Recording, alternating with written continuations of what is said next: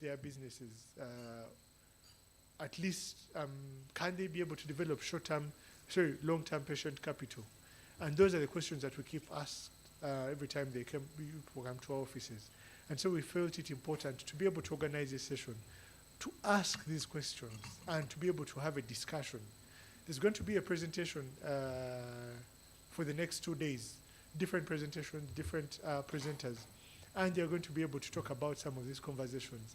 And we hope that you're able to ask the questions.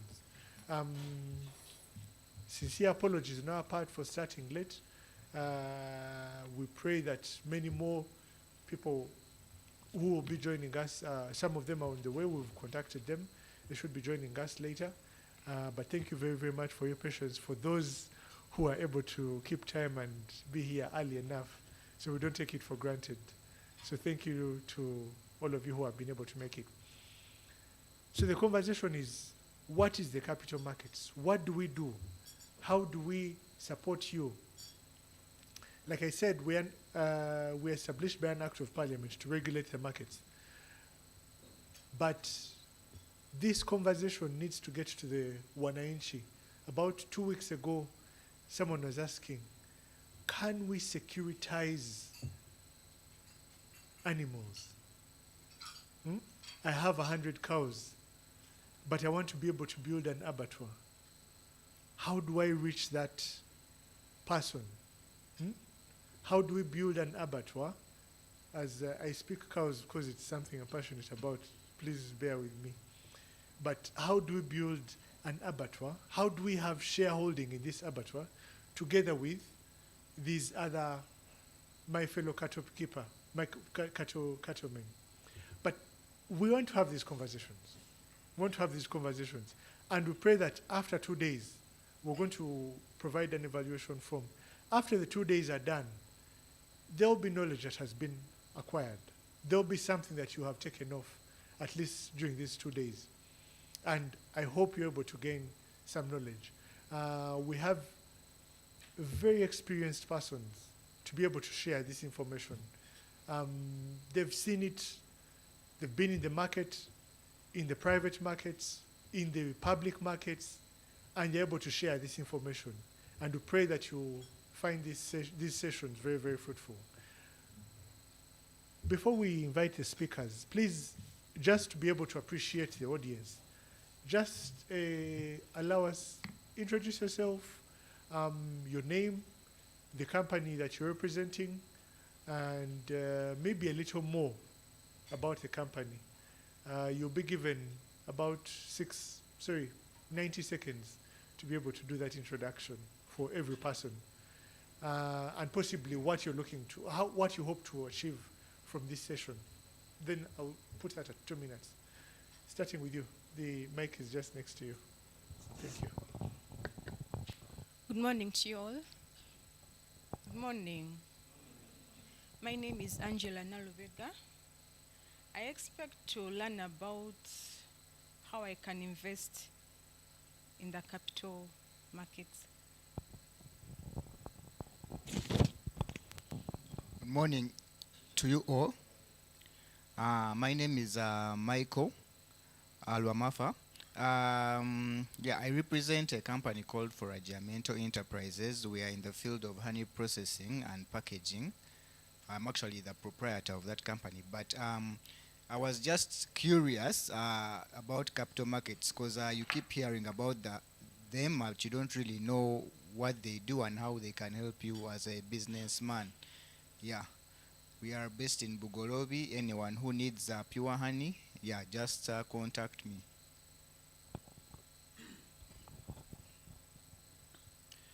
Good morning, ladies and gentlemen. Leonard Ochakolong Emoit is my name. I represent a company called Lennox Ghana Limited. So I'm the director myself. We are into motor mechanics, that's an auto workshop. We have also just the apiculture, which I just mentioned here, and I'm also in agroforestry. Capital market is not new to me. I think I met a colleague here some time back when I was moving around, and I've been in the money markets for very many years, starting with the Umeme. Though Safaricom was a problem, so I feared Safaricom. And then, of course, the MTN. So at the end of this 2-day workshop, I expect to learn more about the long-term financing in order to expand the company to grow. Thank you.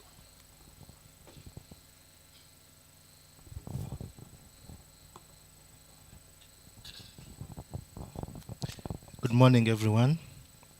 My name is Johnny Kazibwe. I'm coming from Ascend Ventures Limited. My expectation is on how to use the capital markets to be able to raise short-term financing. You said short term, Okay. Good morning, everyone. My name's Sechimp Irene Senyonjo. I come from Ascend Ventures Limited, and I'm here to know more about capital financing. Ascend Ventures Limited is a company that deals in water pumps. It's all about your water requirements. Thank you so much. Good morning, ladies and gentlemen. My name is CPA Robert Kaliowa. I represent Springwood Capital, Uganda Limited. Under Spring Capital, Uganda Limited, we do quite a number of things. One, we are in supply of minerals to Torolo Cement, that those materials that they use to manufacture cement. We are also in agriculture.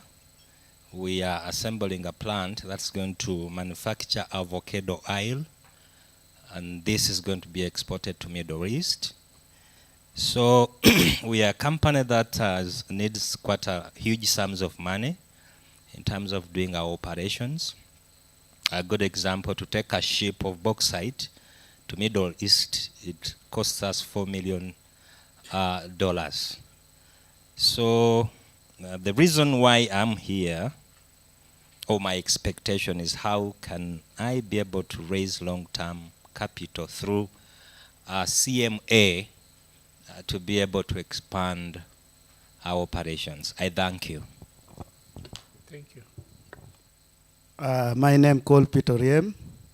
I'm representative of the company called Blue Cap in northern part of Uganda, Lamuo. So our coming here, we want to gain more experience. I'm a supplier to Nile breweries for over 22 years. I come together with my directors. Also, we need that kind of the support if it's possible. Thank you very much. Thank you very much. Good morning to everybody. I'm called Obonyo David, one of the directors of Blue Cap Company Limited. We are Recording in progress. We are located at our head office is in Kitigum. We have a branch at Lamo. We also have offices in Jinja. We deal in barley. We purchase barley from the farmers, and we also supply them with seeds.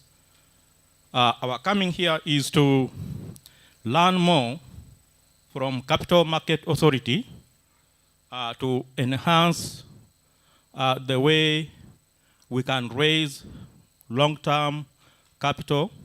Not only that, the element of corporate governance. How can business run successfully? This is our expectation from this workshop. Hello, good morning. From Overs Fund Limited. Basically, we are trying. We have a partnership with NARO to train our local farmers in upland rice growing, especially in Busoga, so that people can leave the wetlands and go and start with upland rice. We give our farmers working tractors and solar irrigation equipments. Thank you. Good morning, everyone. I'm Mr. Okot David Dale. I represent Blue Cap Company, where we grow barley. Those ends of Agoro, Latutoro Hill, Lamoa district. And we end up supplying Nile breweries and we have been supplying for quite a long period of time. I'm yet to learn more about the Capital Market Authority and how we shall draw finances from up to the local people down there. Thank you.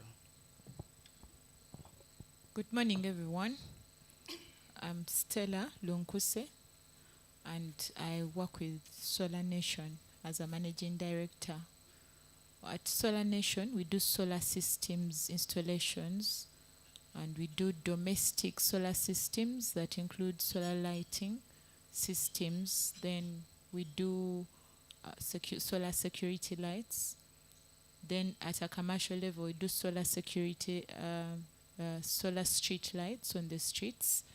Then we also do commercial and industrial solar systems. We have since 2022 also ventured into solar dryers. So we construct solar dryers that you can use to dry your fruits naturally and then pack them. Yes, so that's what we do. Thank you. Your expectation?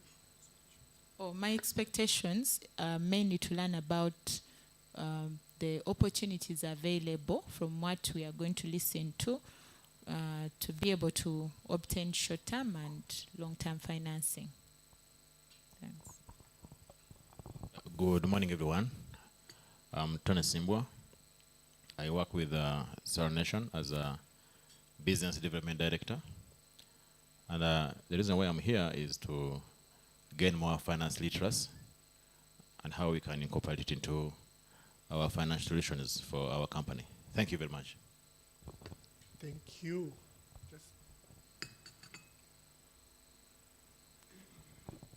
We will move the mic to the back. Thank you. My name is Henry. I do supply lab kits and medical supplies.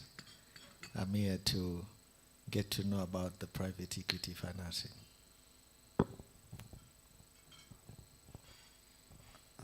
My name is Gozi Ibrahim from On Time Relief and Medical Supplies. I'm here to know about more about capital financing. My name is Gwamba Nuho Ali. I'm Managing Director, Deepline Investments Limited, a company that supplies construction materials, timber and all that. And I'm here to basically inquire more about the financing bit. You know, SMEs face a challenge of financing. That's why I'm here. Thank you very much.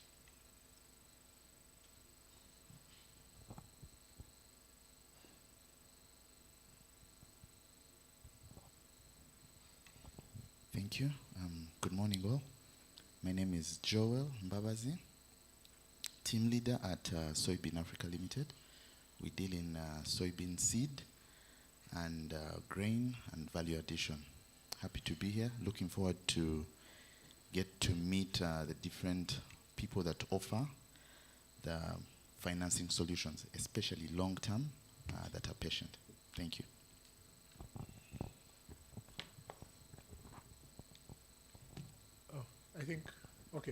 I think that's it. That gives us the pressure, the expectations, helps us know what we are trying to address, and we pray that we're able to answer some of your questions, or at least most, maybe just to guide. Unfortunately, the Capital Markets Authority is not like a bank, where there's money that's available. But what we're going to work on doing is help you. What do you need to do to be ready? A few players will be coming into the room, and possibly you'll have these conversations. But what must you do to be ready? And some of the, I don't want to, I'm just preempting the conversation, and I think Andrew is going to be able to talk through this. But what must you do to be ready? As you'll see the program, we're going to talk about public markets for today, and then tomorrow we'll be able to delve into the private markets. But what are these private markets? what are public markets? Must Solar Nation list on the stock exchange? Maybe not. But are there things that Solar Nation will need to do to prepare, even if it's going to tap into the private markets? Are there things that my friend were talking about the beekeeping? Can we able to? Are there people who are willing to offer financing even for that level, or for a 10-year business that has been in existence but needs capital of almost, what did the CPA say? $4 million? You need about 4 million. $20 million. One shipping. That's just one shipping. Are there businesses that are able to speak to the 20 million as well as possibly $10,000 or 20 that he may need? But those are the conversations that we're going to have. And I probably will be just listening. There are some things you may need to take, there are some things you may need to drop, but at least we're willing to have that conversation together. And thank you very, very much for creating time amidst your busy schedule. I had managing directors, CEOs, so we're going to make it as brief as possible. We hope to be done by lunch, but before that, I hope we're able to have an interactive session.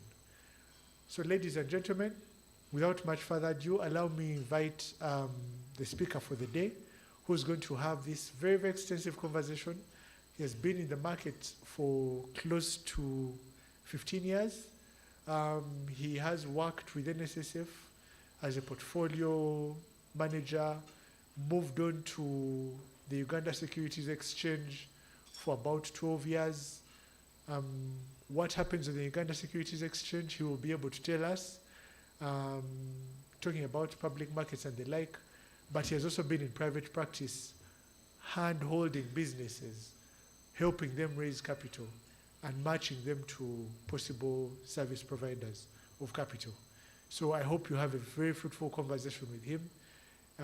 Please join hands together to welcome Mr. Andrew Mwima, who will be able to take us through this conversation. Andrew, over to you. His voice may sound so quiet, but please, you might want to keep his number to be able to walk you through some of this conversation. Andrew, over to you.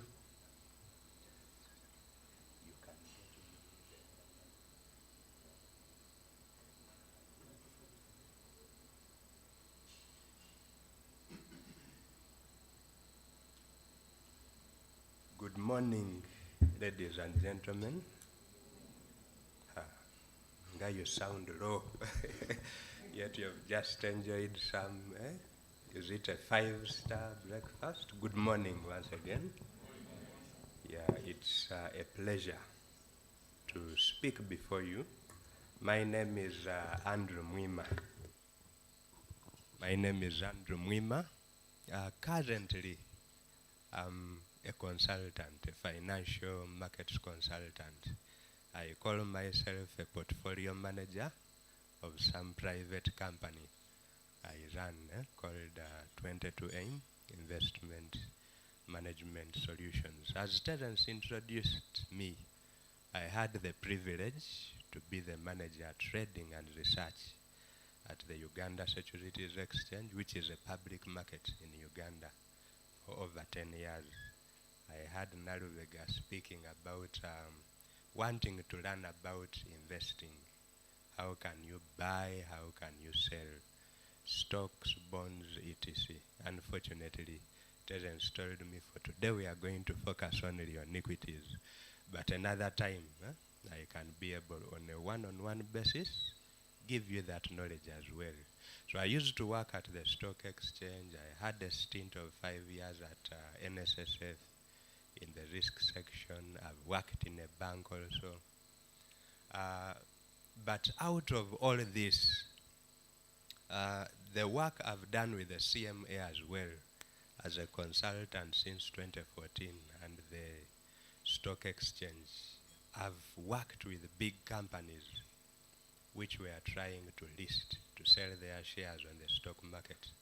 But I've also worked with over 60 to 80 SMEs, companies which had dreams goals of one day listing on the stock exchange. So I wanted to give you a discussion really from the perspective of an observer, the things I've observed that can help you reach this journey, but also as a practitioner.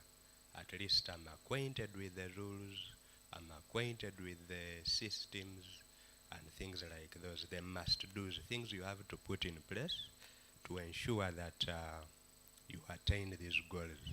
When we speak about listings, like you're going to observe, listing is it's a technical word we use for raising money in the capital markets. It's just very interesting English. You list, but it's actually getting money from the capital markets. I just wanted to clarify that. The breakfast has been heavy, and to minimize the chances of you dozing, I listed all your names. I will be summoning you randomly to answer some questions such that we have a very engaging section. Please do not doze. And I know some of you are struggling seeing me at the corners. Maybe I will stand in the middle. So we want to see a listing. How can you raise money in the capital markets? That is our core discussion for today.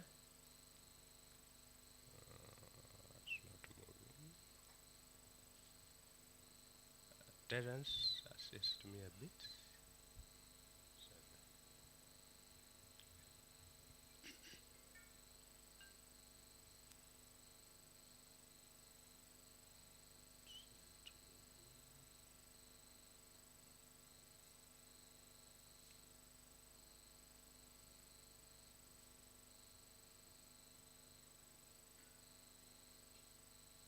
Okay.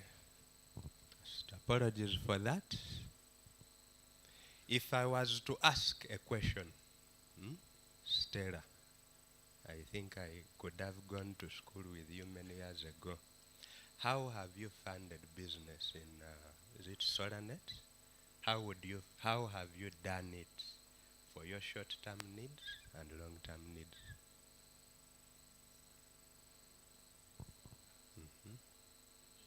Yeah. Okay. So you've used savings and reinvestments. Mr. Peter, how have you done it long term?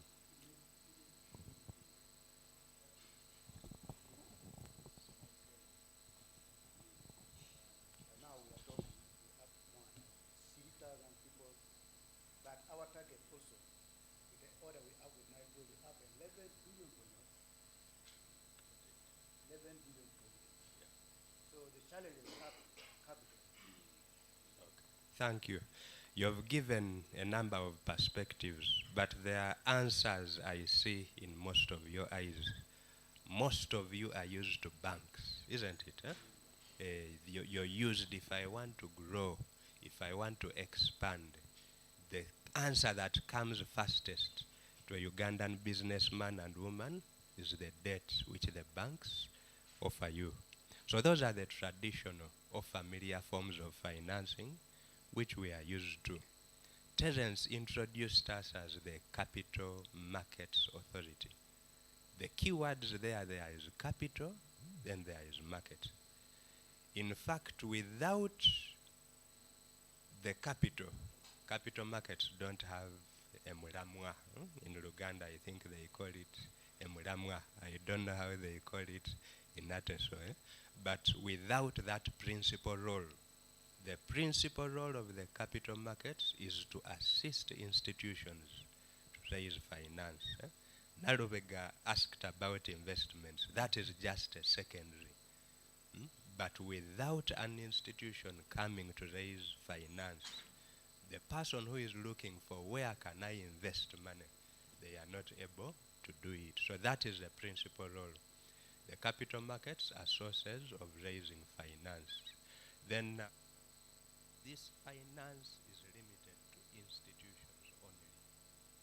Michael cannot come and say, Michael Ramafa, give me money in the capital markets. As told us is we would use Chivoko to chase him out of the room. But if he has a business, I own SolarNet, I own this construction company, the CPA, that way he's able to access finance.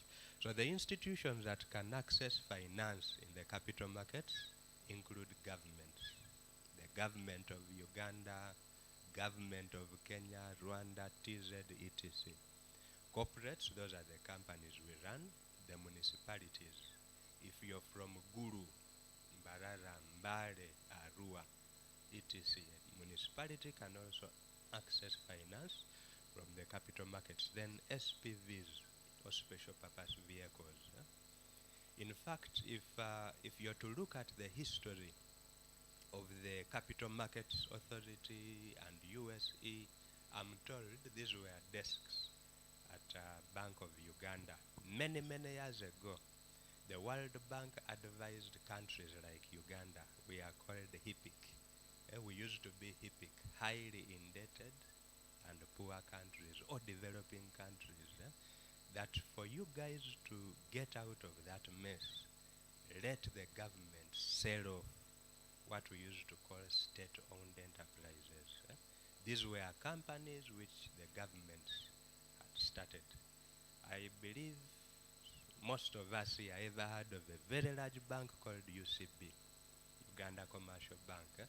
So for government to be able to sell some of these companies, they needed to create a market where shares can be sold. So before that, they needed to create the authority, regulator, then eventually the exchange. That's just a genesis. And that's how the markets were established. Fast forward, UCB is the Stanbic we see today. It's using what we call private equity. Uganda Electricity Board, it's the Omeme we see today. So that's just a bit of the history. We are going to see the details as we go along. This finance takes two forms. It can be debt, it can be equity. Besides Mr. CPA Kariango, how many of us have gone to business school? You've gone to a business, you've done a business course, either BCom, BBA, you went to MOOCs, a number of us. I believe you could have seen that equation they used to tell us in accounts. A is equal to L plus E. Assets are equal to liabilities and equity. So a business raises funding using liabilities and equity. I'm rushing through just to contextualize and put it into practice. When you come to the capital markets to borrow, those liabilities or those loans are what we call bonds. It's not a discussion for today. They are called bonds. So if it's government borrowing for a short period of time, those are the treasury bills. Long period of time, those are the treasury bonds. Those are loans. Now your company borrows for a short period of time through what we call a commercial paper, something like that. Short term is 1 year, 6 months, or 3 months. Somebody asked short-term funding. Though we are discussing about equity, which is mainly long-term, but I thought we lose nothing in a minute really speaking about it. You want to borrow long-term at the public market, those are what we call corporate bonds. And you're going to see some examples. Companies which have issued the corporate bonds. Private placements, David the speaker speaking tomorrow with private equity, will do a lot of justice about them. But these are some of the debt financing options which are available in our industry.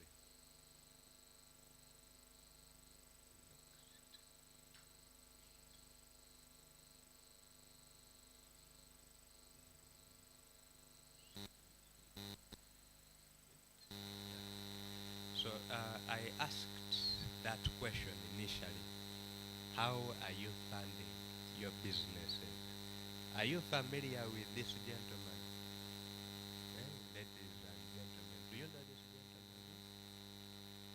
What is his name? Usain Bolt, maybe the fastest human being who has ever lived.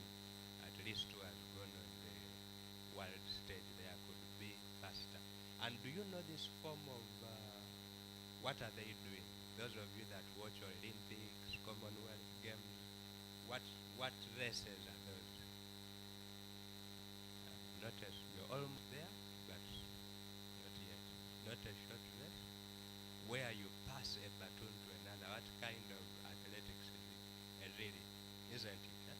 And this must have been the, in 2012, 4 by 100.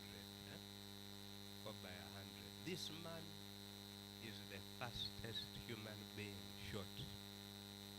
100 meters and 200 meters. Is he the Olympic holder for 400 meters? No, isn't it? Do you think he's better than Cheptegei, 25 laps? Most likely not. I wanted to use something we are familiar with. When you're beginning your businesses, the savings will come in handy. But that saving will not be able to assist you up to maturity. You will grow up to a certain stage and you will need support from family and friends. It could be equity. So the baton is changing hands. Beyond that, you will reach a stage where the money from your family and friends is not sufficient. You need a bank. You need a private equity fund. Even them, they are going to reach a stage, like my brother is speaking, you need $4 million just to ship a container to Dubai or to Oman. The banks would struggle to do a syndicate to give you that cash. That's when you will need the capital markets. So the baton needs to be changing hands. If you make a mistake and you think, I'm the fastest man, I use this a strange example. I studied in Jinja many years ago, and one of the fastest boy in that hill, I was in a certain school which was on the hill. He was the best short distance. So people told him, you're the best, you're the best. He was called Rugwama. Rugwama made the mistake thinking that his strategies of sprinting would help him win the 25 laps. People kuwagad him. He was the last when it came to the long race. So even you as a businessman and woman, try to have, even the knowledge is power enough. At a certain stage, your savings will assist you, but capital markets actually will help you finish, especially the maturity discussion. I also have worked with banks. They used to think we are competing, but when they had my message, these days as they train people, they ask me also to give perspective of how capital markets can actually assist these small businesses. A lady with a mudala of tomatoes, how can she grow and have a dream that one day she can list a company? So the loans in the banks, you pay your interest on a monthly basis. These debt instruments we have spoken about, treasury bills, bonds, medium-term notes, treasury notes, interest is paid by annually, every 6 months. So there is a relief on your business. Then interest is called a coupon in the capital markets. The name also changes a bit. The principal is paid back at the end of the loan period. The way the interest rates are calculated in the markets, they start with what the equivalent treasury bill or bond would offer. Then they add a small premium to cater for the risk, because governments are the safest institutions you can lend to. That has caused a problem which we call crowding out. People prefer lending to governments compared to companies. So it's still a problem we are grappling with in Uganda. So for today, we are going to focus on the equity. You walk to a bank and borrow. It's called a loan. You walk to the capital markets to borrow. We have seen that it's called a bond. I hope we are still together.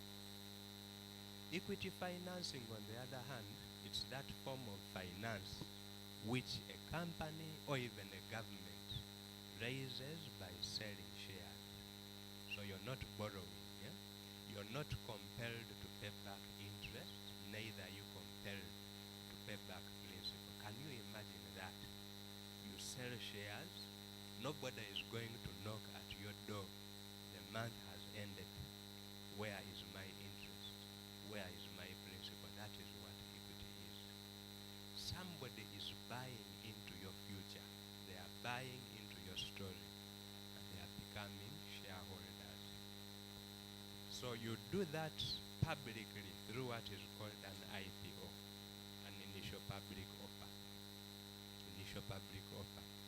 This is something that it's not easy for you not to notice that this company is doing an IPO. It's associated with a lot of publicity. You see it all over the media, you see it on news.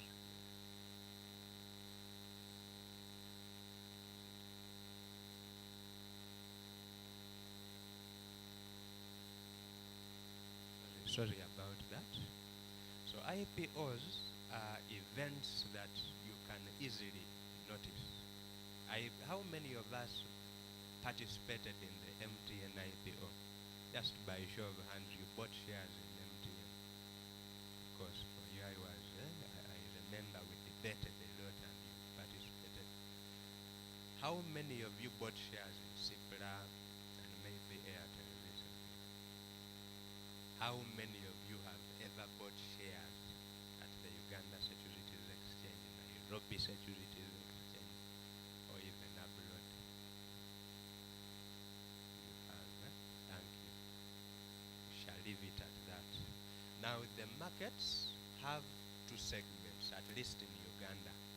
We have what is called the main investment market segment. This segment allows established and large companies to float their shares on the public market. It's called the main investment market segment or the main board. If your company is a startup, if it's an SME, if you think it's not as big as the Stanbics, as the Ciplas, it can list on what we call the growth enterprise market segment. The USE has actually established another segment, a specialist market, or USE DALA. It assists companies to be ready. It's kind of incubation before you ultimately list on any of these segments. But I know CMA, with other players such as the Deal Flow Facility operated by FSB, USAID, they have a number of incubation settings that can allow you actually to access funding as you prepare to eventually do the IPOs. So these platforms are open to companies of all sizes. In Uganda, we have 19 companies that are listed on the stock exchange. Yes, sir.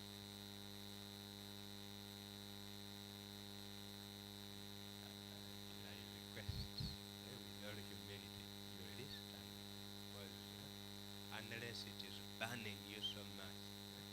But I think let's just to redeem time, we shall have a pause at a certain slide, then we can take questions. You don't mind. But you will allow me to ask you once in a while. Thank you, Mr. CPA. So in Uganda, we have 19. All these 19 companies are listed on the main investment market segment. 10 of those are local, 9 of them are cross-listed. In Uganda, those 9 are primarily listed on the Nairobi Securities Exchange.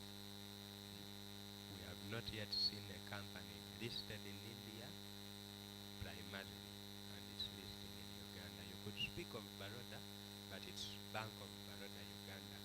In Nairobi, there are 65. They could have been around 80, but they have seen a number of the listings. And the listing means that companies follow for many reasons. Dar es Salaam Securities Exchange, it is 23. Johannesburg Stock Exchange, 227. York Stock Exchange, 2,272. The Nasdaq in New York also, 3,300.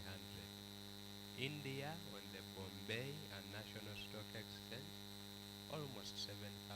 China on the Shanghai Stock Exchange, 5,346. Japan on the Tokyo Stock Exchange, 3,900. What does that tell you? What does that tell you? Developing countries versus developed countries. You've heard of this statistic that Uganda has one of the best rates of giving back to companies. Have you all heard about it? Very true. But why is it? I would have asked this question later, but you will observe that these companies may not be very good with giving back to companies, but they have structures in place to ensure that companies are surviving a lot. From my experience, I was able to conclude that out there is a preference for equity in developed countries or developed economies. All of you seated here, if I was to ask you, that company you've started in Lamour, are you willing to open it up to others, especially as it grows? You've been serving 9 breweries, but you get a tender to supply East African breweries. Then you go to Tanzania, Rwanda. You will most likely want to hold on to that company. In fact, you even, if the hands can't hold it, you can even use your legs. You're not willing to relinquish control. We can call it greed, but I don't blame you. A company is like a child. You've struggled so much to grow it. So when Mwima comes and tells you, list your company on the stock exchange, you would say, why should I open up noise? I've struggled with this thing. I've grown it so much. Why should I open up? Those are things which you will ask, but unfortunately or unknown to you, you're doing a disservice to us. You're like Mr. Obama, 26 years ago, who thought sprint for 25 laps and he ended up being the last. So why public equity?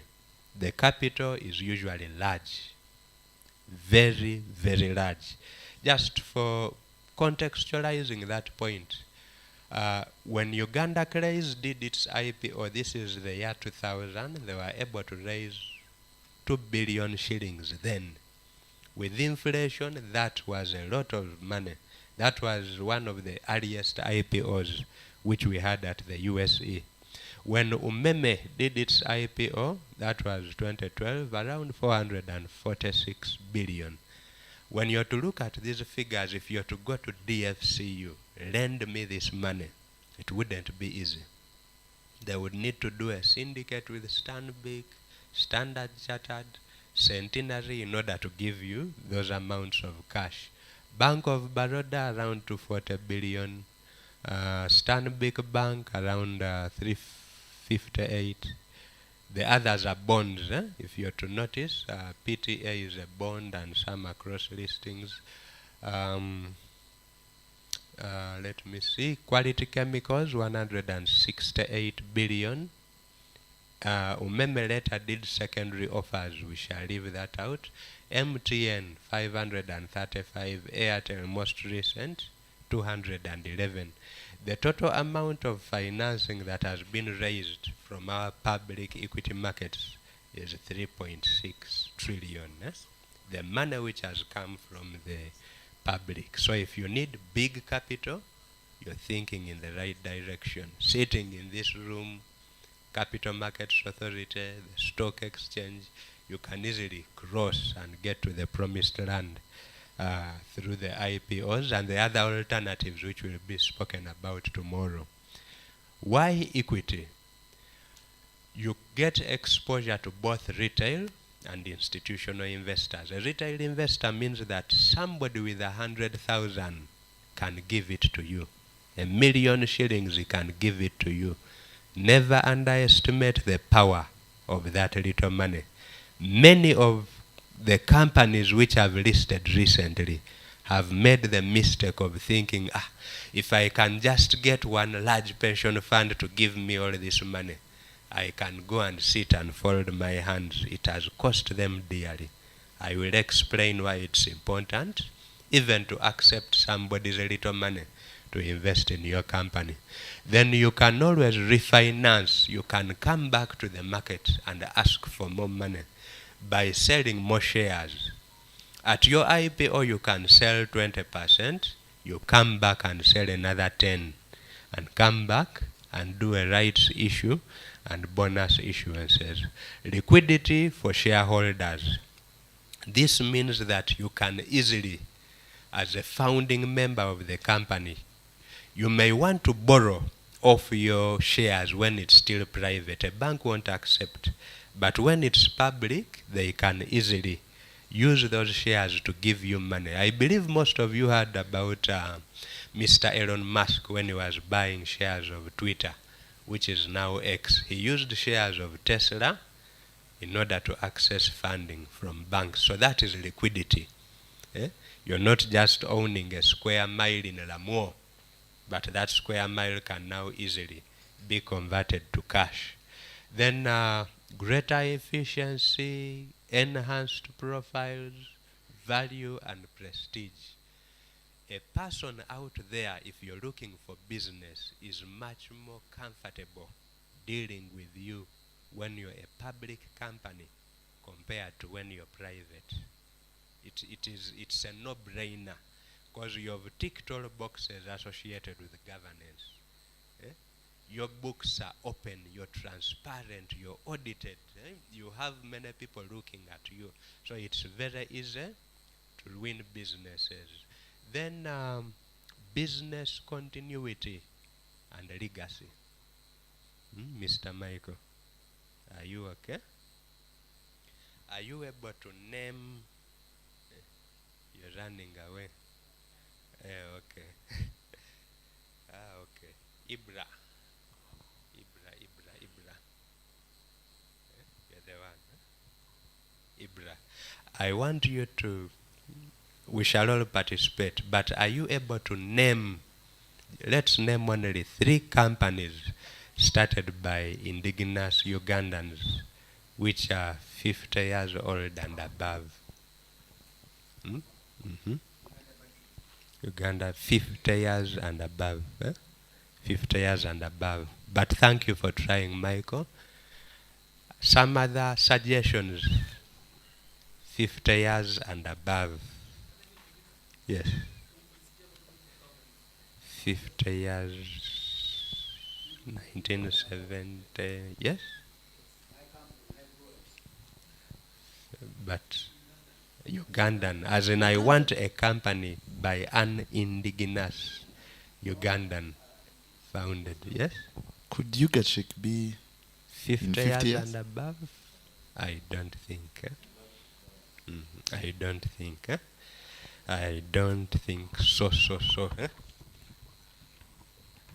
From my, like I said, experience really and observation, one of the biggest reasons why that is not the case, and companies have been there.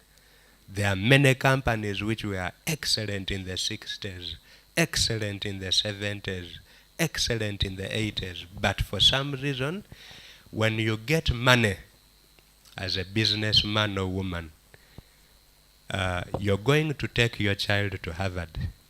You're going to take your child to the University of Manchester. Yes, Mr. Ali. Nice house of plastics. 50 years and above, Mr. Yes. Mulwana? Yes.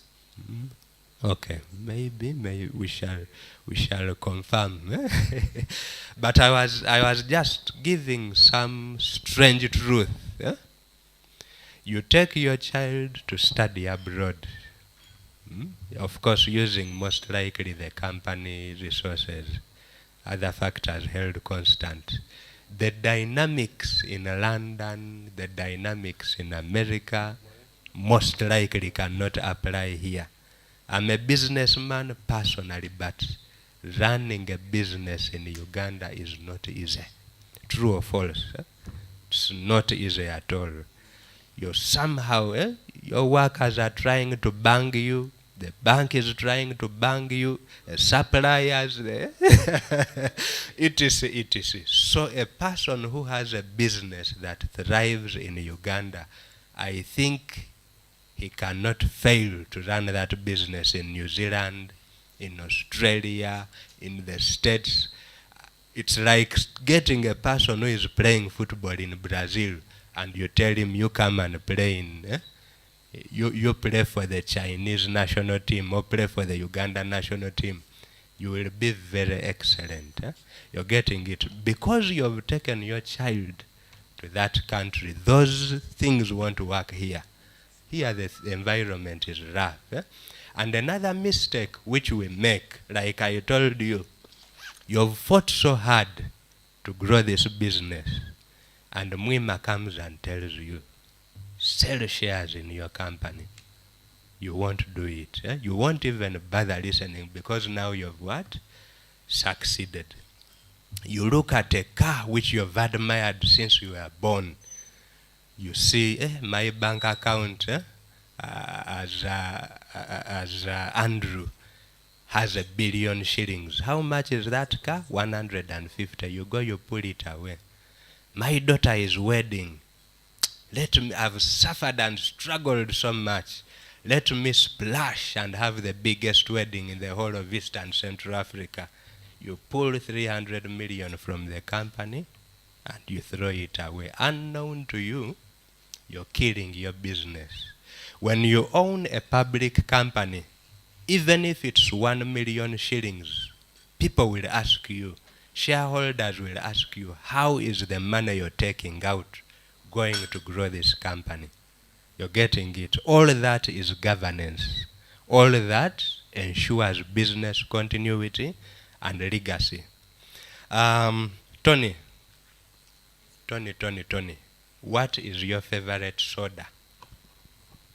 Which soda do you enjoy taking the most? Sprite. Sprite is by Coca-Cola. Can anybody tell us how old Coca-Cola company is? I know in the interest of time, but Coca-Cola was founded in 1892. It's over 132 years old. Do you know why it's one reason why it's still alive today, besides the marketing, besides the many things they do, innovation? Coca-Cola is a public company listed on the New York Stock Exchange. A share of Coca-Cola costs $64. Some of you enjoy Pepsi Cola like Mwima. Pepsi Cola was founded in 1893. It's 131 years old. Why is it still alive today? One principal reason, it's also listed. It's selling shares on the NASDAQ. I like, there is a company I ever took to the USA. I gave them an example of Benz. Benz. I know some of us have that dream. When life gets okay, I will have maybe a Z class. Now we have M class. You have a dream of having a nice car. Benz started humbly, I think, in the 18s also, as a family. And indeed, the family of Benz are still shareholders in that company. But it's also listed on the Frankfurt Stock Exchange or Euronext.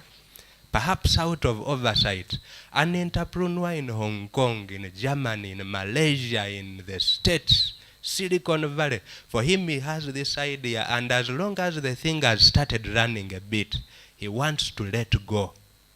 That letting go gives you legacy. If you want these solar companies to celebrate centuries of existence, the shortcut, tested and true, is what?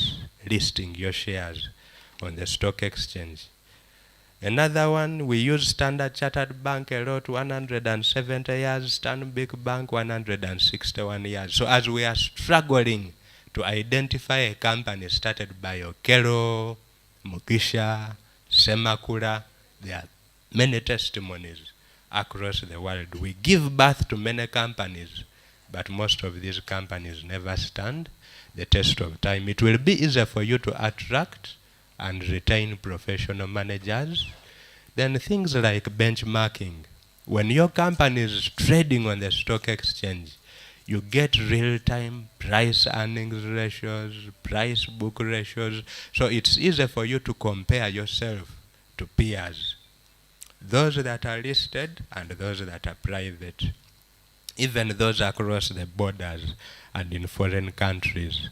Then it's easier for you to attract investors, institutional and foreign. Right now, as we are seated here, if Michael is to go to, let me say, NSSF, and you tell them, invest in my business, they will not even give you an ear. But if your company lists on the stock exchange, and there are so many things you would have ticked, it may be easier for them to invest in your company. Then it reduces over-reliance on debt because this capital is patient. And remember, you're not compelled to pay dividends, even interest. What are some of the risks or problems of going public? I wouldn't have loved to speak about this, but I think it's important that you know. It is not free. You need money. You need money to have professionals who will assist you to get there. They do valuations for you. You need lawyers, you need brokers, so there is a cost element. And we shall see other costs as we get ahead. Then there is a possibility of losing control in your company. If you sell 80%, if you sell 70%, and maybe one shareholder takes 50%, in accounting you've lost control.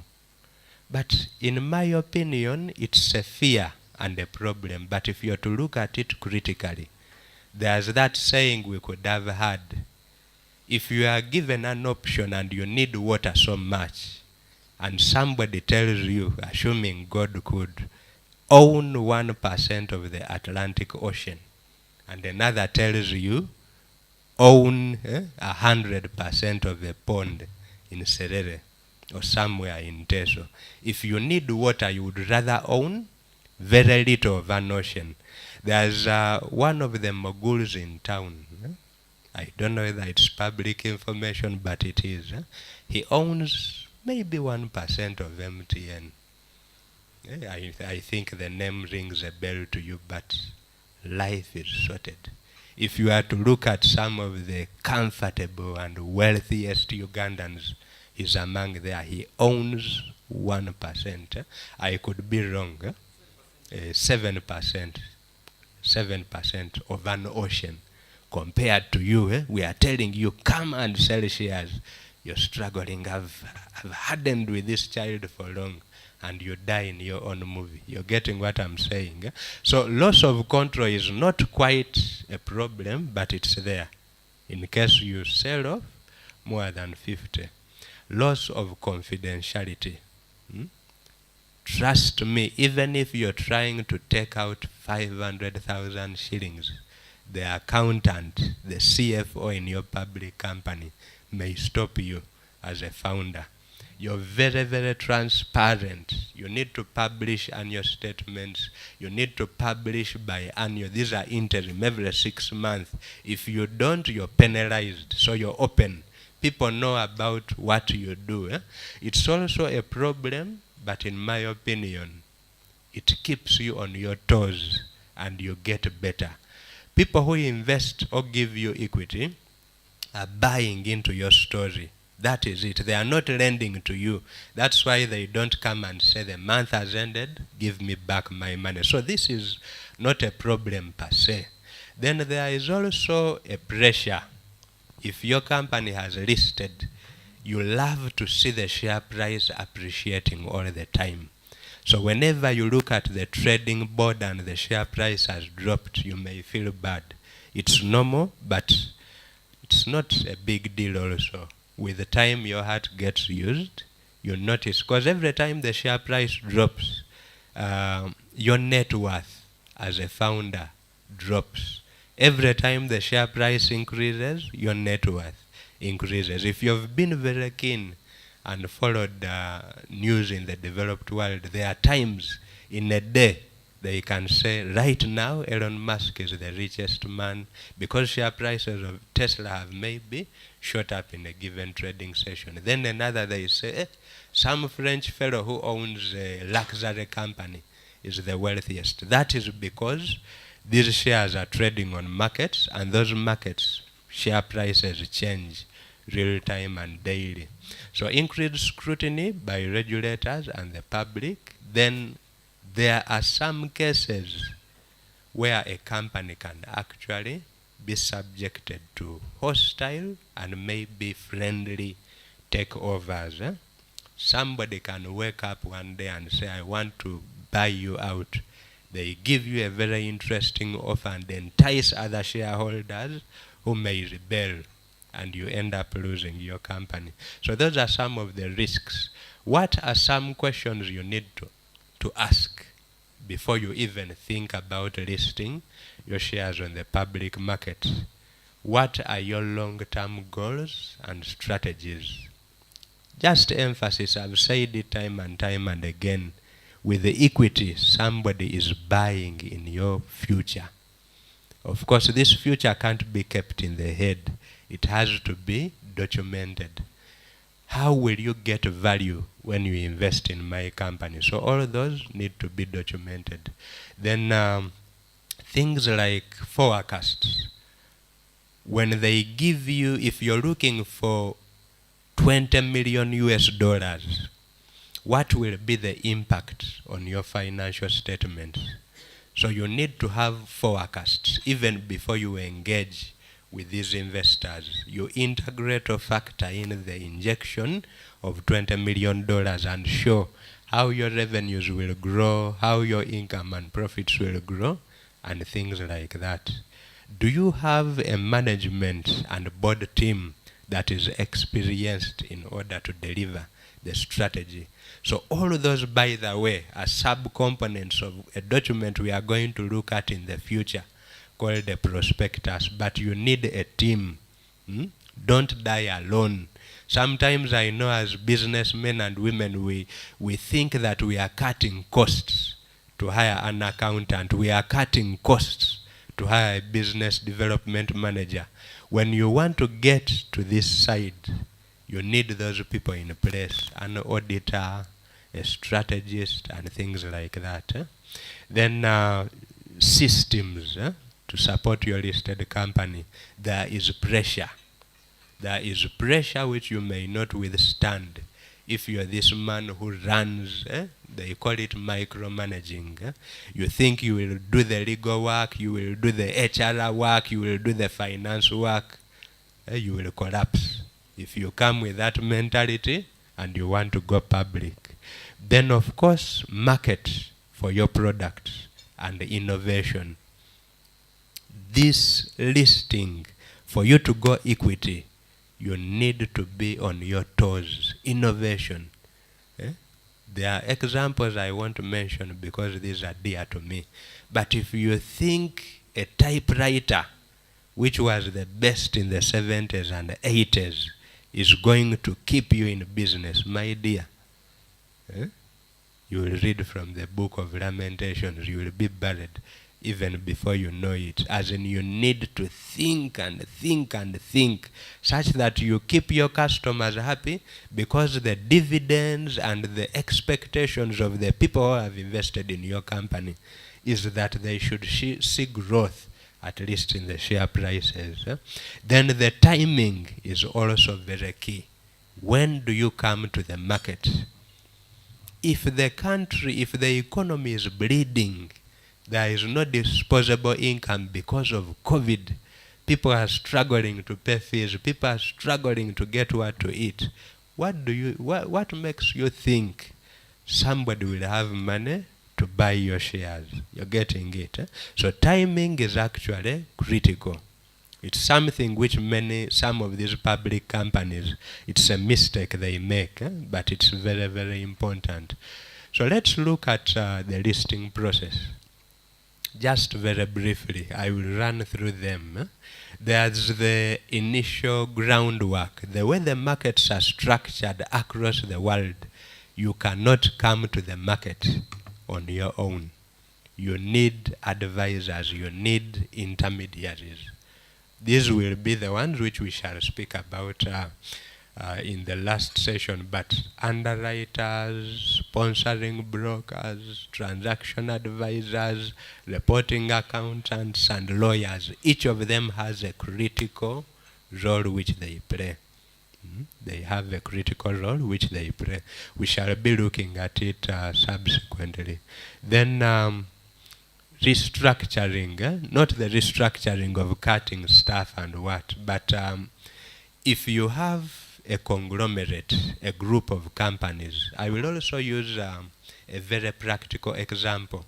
A number of telecoms have conducted IPOs recently, but you notice that some of them chose to exclude the mobile money arm. Now, the advisor may value for you the business and tell you that if you're looking for $20 million, maybe sell off 60% of your company. He does the valuation. If you're to relinquish 60, you will get the $20 million.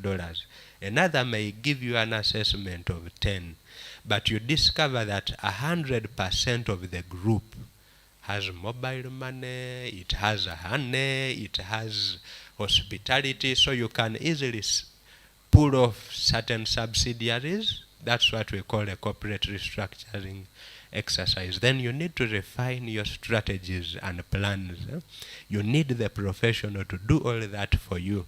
There are many things which these people know that an investor in London or South Africa will want to hear this. So they refine for you your strategies and business plans. Then things like outstanding accounting issues. It's not good for you to create a prospectus or an information memorandum and people see gaps in your accounts. You're getting it, Mr. CP? I think this is true. There are people, you will have an account for URA, you will have financial statements for the bank, then the public. But you see, an expert can easily tell that this thing is not true. Something is not adding up. So before you go to the public market, you need to refine your books, because it's very embarrassing. You come to the public and all of a sudden people say, these books seem to be cooked from NASA. It won't look good. So corporate governance, you need a board, you need good management. I know Terence will really do justice to that. Then beyond that, you need to develop an investment case. Even before you knock to the public, we have what we call teasers. $20 million, it could be a 2-pager. Why should you give me this $20 million? Why should you give me this $5 million? An investment teaser can actually be shared with around 10 investors, the institutional and retail, and they give you an honest feedback, whether your dreams are realistic or unrealistic. Some are even honest. They may give you, they may tell you it's too little which you're asking for. Why don't you ask for more? Then, of course, with the help of the advisors, sorry about that, you may need to do what we call evaluation. It's like a sell side. You're the one who is selling. In these markets of ours, you will tell people, my company is worth this much. That way, if I sell 30%, this is the money you should give me. But there is buy side. An expert will also give you an independent opinion from what you have given them. They look at your peers. They will also be able to gauge that your company may not be worth $20 million, maybe it's worth 15. So they may say, this offer you're giving us is overvalued. Others may say it's undervalued. So beyond that, You need to undertake the necessary due diligence, then you need to prepare a prospectus. You can't do this. And an information memorandum, it's we, the experts, who do that for you, the sponsoring brokers and other advisors that we are going to see as we go ahead. You need to hire a good public relations and marketing consultant. I wish, I think in Luganda they say plant a stick, if we could kusimba a kati there. I've seen a number of companies make that blunder. For me, I'm well known in the country. Why should I go to Mbale to sell my shares? Why should I go to Soroti to do a road show? Everybody knows me. Unfortunately, these companies fall short. When you want to have a successful IPO, you need to invest heavily in marketing. And it also requires an expert, the public relations and these other guys. Go to Kavale, go to Chisoro, go to Guru. I've been to markets in Guru, markets in Soroti. I even get an interpreter. I've been doing this work for CMA in Mbale, as in a market, real market. And people actually, because of that talking we do, people get interested. And you need to do that if your IPO is to be successful. Hire a team, hire consultants to assist you.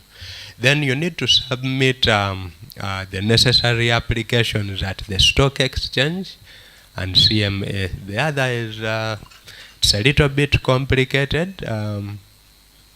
I think, have I gone too far?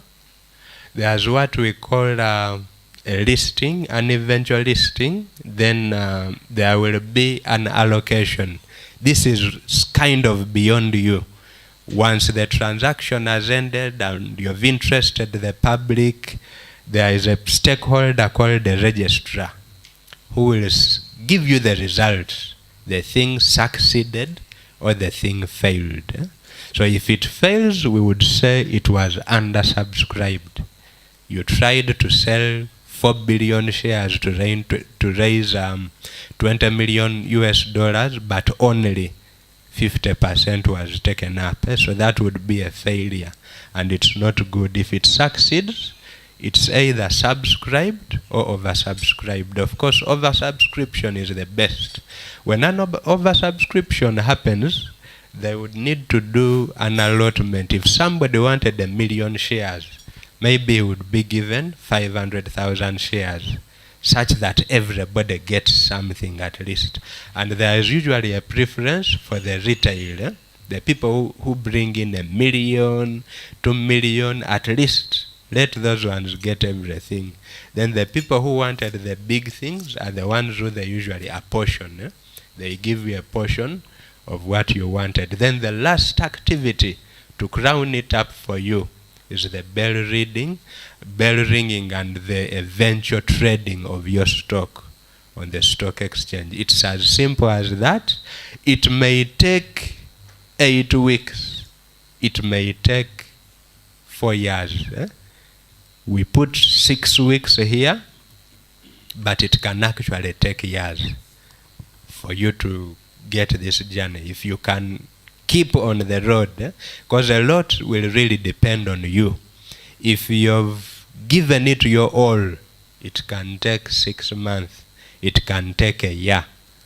But if you're these kinds, they tell you, you go think about it, it may take you 5 years. So that's something you need to know.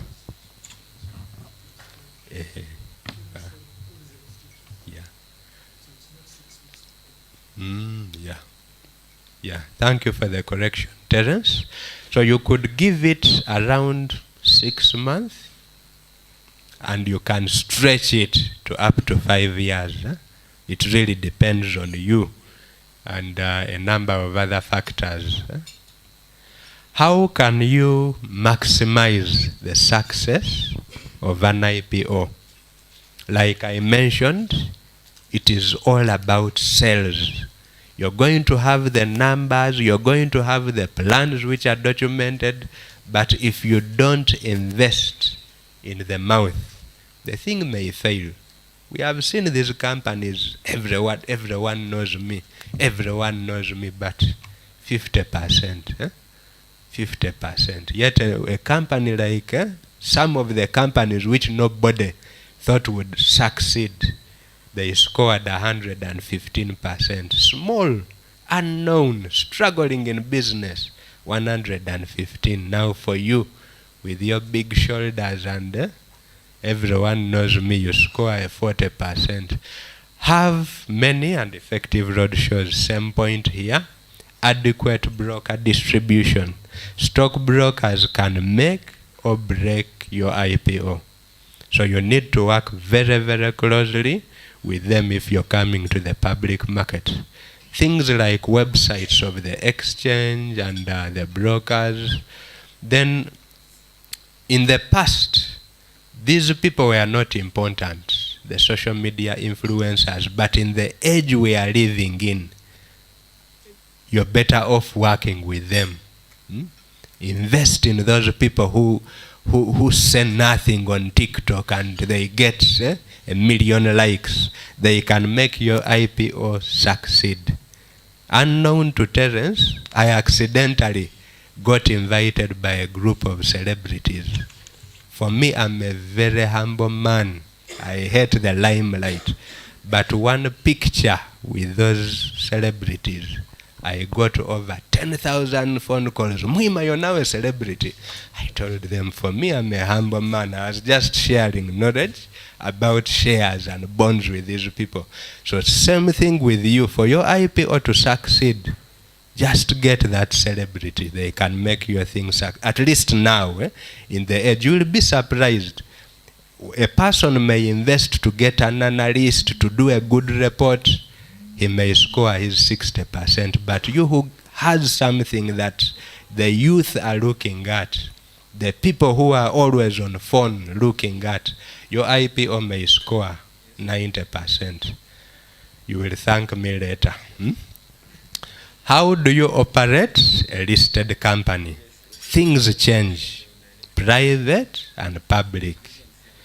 Remember, there are benefits you're going to enjoy. There are growth opportunities, but there are also obligations and requirements. Though you're going to be able to refinance easily, there is a lot of scrutiny that is going to come from the media, investment community, and a lot of appetite from institutional investors. That is simply telling you, make sure you appease these new shareholders or stakeholders who are going to be interested in your company. So it ceases to be your workers, customers, and suppliers, but now there are many other stakeholders who are interested in your business. You need to communicate to the market and promote yourself on an ongoing basis. Don't just sell your shares, fold your hands, and say, Chiwede. You need to do a lot more to communicate. I've come up with this new idea. Make noise about it. We have innovated. We have been able to get this new deal, like our brother Peter. I've onboarded East African breweries. I've onboarded Tanzania breweries or Burundi. Speak about it. That is the news the investor wants to hear, and they will keep your counter active. So listen to what the market is saying also. If you notice that your share price is consistently dropping, dipping, or dwindling, shareholders or investors may be saying something. Even the feedback you hear from AGMs. There are some listed companies. You invite people for AGMs, but when they say, pass the mic, it's an annual general meeting, they could be 1,000. You deliberately tell the MC, don't give the microphone to people who look a certain way. That's not good. Those people may have good feedback for you. Don't just look for those who look loaded and what, but even those who may appear humble, give them a chance to speak to you. Investors in the public market are interested in, one, a well-run business. from my observation, the result should be positive and positive. They will be happy. But another thing, generosity. What I've observed, you may continue releasing your numbers. Last year, our profit was 10 billion. The next year, it was 20 billion. The next, it was 50 billion. But when the dividends come, you're telling them, we wanted to reinvest, we are not paying out. Or we are giving you only 1 shilling per share, which somebody bought at 1,000. There will be no activity on your counter. You're getting it, as in people will stop trading. They won't buy, and that will be a disaster for you. So when you cross to the promised land, share some of the profits which you have made. Don't have a lot of gum on your hand. You have made magoba, but we want to reinvest, we want to reinvest. People won't be happy with you. Share. That is what we call generosity.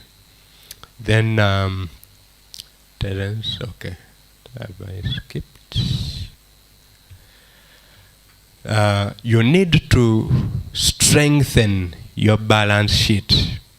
I've also observed over the years, there are companies which keep coming to the market to get more money, to get more money. It's also not a very good signal. You do a rights issue, you've done an IPO, you do another, you come back to shareholders to get money all the time.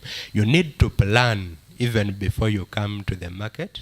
Keep building your balance sheet. The profits you're making, invest some of them in liquid assets that can help with the growth plans. It is good to come back, but don't overdo it.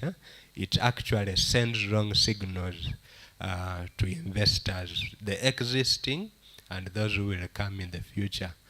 Always improve management. If your workers go to study professional courses, don't feel threatened.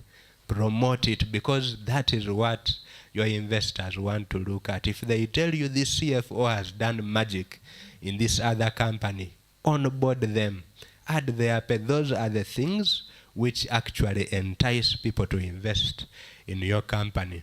Then have diversity among shareholders. I gave you that example. You're looking for $20 million, but they tell you a certain hedge fund, for today's discussion, let's say Berkshire Hathaway, the one of Warren Buffett, is willing to give it all to you. They buy, your shares are listed on the stock exchange, that company may never sell. Its investment philosophy may be buy and hold. You may wonder, I floated my company, each share was 5,000 shillings, but 10 years later, it's still 5,000 shillings. What happened? Your shares were sold to an investor who hardly trades. But if you go to Mbale, Guru, Mbarara, somebody gives you $1 million, somebody gives you 2 million, school fees comes, he calls the broker, I need to sell off these shares to pay fees. The shares will be correcting, because a person who buys will tell him, you bought at 1,000, I'm willing to give you 1,200. That way there is activity. That's why this retail pool, the small shareholders, are very critical. So never make that mistake. I think you understand the importance of having these small or retail shareholders. We had also spoken about this. Just avoid over-concentrating on how your share price has performed every day. Have a long-term picture. Then appreciate that there are factors beyond your control. When you float your company on the market, the forces of demand and supply and the things which cause those factors are so many. Almost all of them are beyond your control. For you, the best you can do is to run your business and to run it well. Whether there are political developments, just don't bother about them. Whether somebody in London has got keen interest in your company and they want to maybe pay 10 times for what you started, good for you, but there are many factors which are beyond your control. Have that at the back of your mind. Then the float which you offer on the market. The float is simply the number of shares which you offer. If you offer little, you stand the risk of a few institutional investors, because these people have money and they don't have good areas to invest, so they can easily swallow up everything. You're better off floating many shares. That way you allow many people to participate, 1,000 or 500 of them. It will assist with the activity and the other benefits which come beyond listing. Then there are continuous listing obligations. When you float your company, that's not the end, it's just the beginning. So you usually need to hire a good lawyer, and we have people we call investor relations managers. They handle for you AGMs, they handle for you a number of the things which happen beyond the listings. You will be required to disclose material information. Changes in management, you've fired the MD, you've fired the CFO, or brought new people, that is material information. As in it's something which somebody would need to know before they invest in your company. Things like developments among the directors, products, regulations, the legal developments, all that information needs to be published to investors regularly. When you don't, they penalize you. So you need to avoid incurring those penalties. Then you will need to publish your financial statements literally every 6 months, annual general meetings, dividend payments and debts. All these to avoid penalties. When you say we are going to pay dividends, there are book closure dates, there are cut-off dates. So the lawyer will assist you to appreciate all the things in the listing rules such that you avoid making some of these mistakes. So I continue. I think let's have some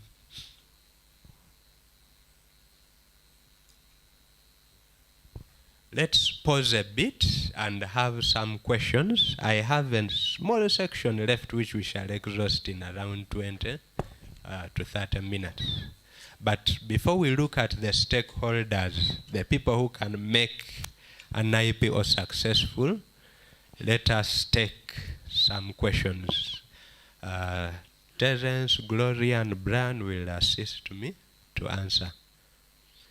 Yes, maybe for purposes of people who have just come in, you ask the question, share your name as well, and we take it on. Wow, thank you. Thank you so very much, Andrew. That has been insightful. I'm really humbled and grateful. Thank you. But when you mentioned about the composition of the capital market, you mentioned about 2 sections. And I was trying to refer to some knowledge that I got under market authorities, and I realized that we have primary and secondary market. When you're mentioning, you mentioned the primary. I don't know whether in SEM A we really have that secondary market where we can sell the already listed shares. That is one. 2 is I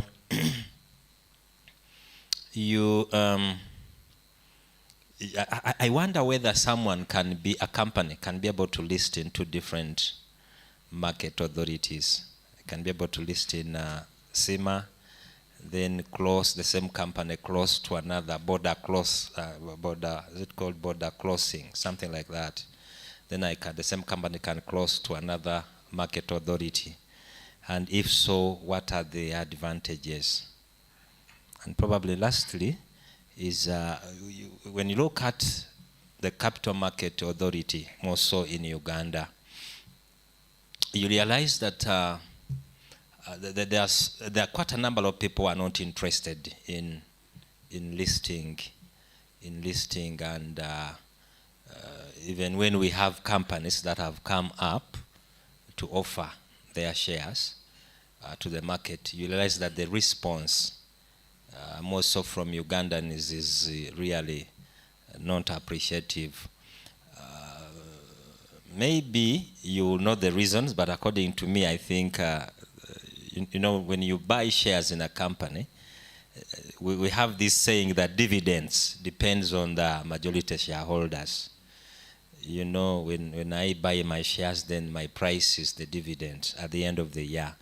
But many times you realize that most of these majority shareholders, they don't want to, you know, declare dividends. They want to invest all the time. Yet I also invested. So when am I going to benefit from my investment?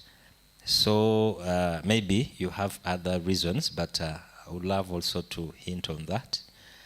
And lastly, sorry, I had a number of questions. I was interacting with the Canadian Market Authority, and I realized that I was comparing debt and equity, and I realized that their debt is 9%, and equity was 9%, and debt was ranging between 3 to 6%.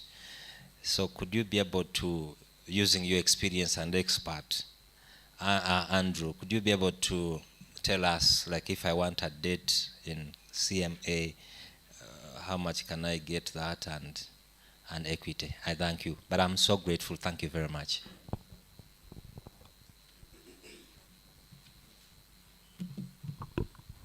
Should we? Okay, let's take all questions.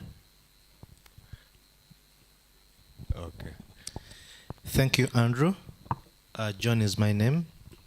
I followed the listing process that you've just provided to us. My question, I was wondering, as we are presenting, the process you've listed looks at companies that have been in business for some time, and you want to transition into accessing capital through the Capital Markets Authority. And I was wondering, the CMA of Uganda doesn't look at those people who are promoting companies for the first time? If it does, how is the process? What happens?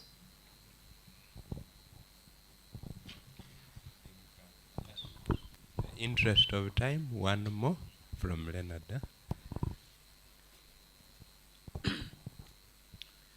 Good morning, everybody. Morning. Leonard is my name once again. And to thank you for this wonderful presentation. I'm equally impressed. I've learned a lot of things in this room with all other stakeholders here. I was a little bit nervous when I look at the how do you call it, USC, compared to one of our friends across. Here we are only having 19 companies listed. And yet our brothers to the east are having 65 companies listed. What is that our brothers in the east did to encourage people to come on board? Like someone has just said here, sometimes you take this to ordinary Ugandans and tell that it sounds a good idea to list market on the stock exchange, but when I mean capital markets, capital markets. So how can we change the mindset of the people, comparing the figures you see on the slide? Thank you. Thank you very much for those questions. And I know you have others, but maybe to manage our time, we shall just take that set. Then once the presentations are done, all the other questions can also come up.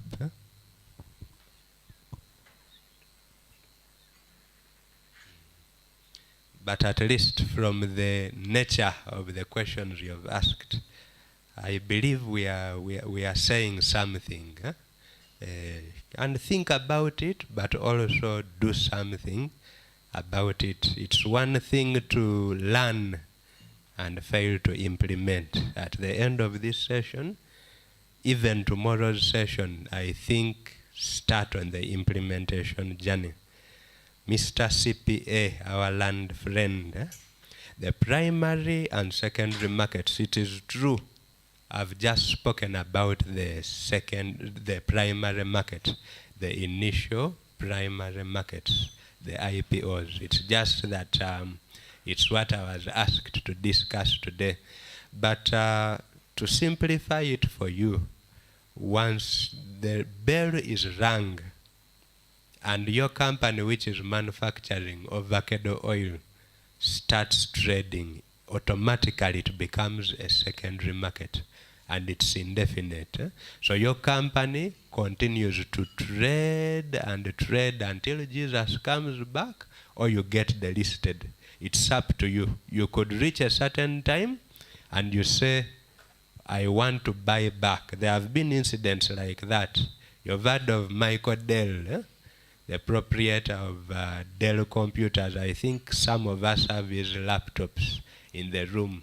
He reached a certain moment and decided, I have enough muscle to buy off all other shareholders, however expensive it was. So that's a delisting.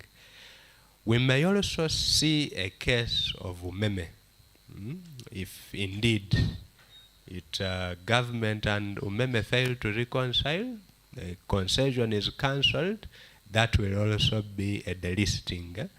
Listed on the primary market, and when those modalities happen, then it will cease to trade. So it will jump off the secondary market and automatically the primary market.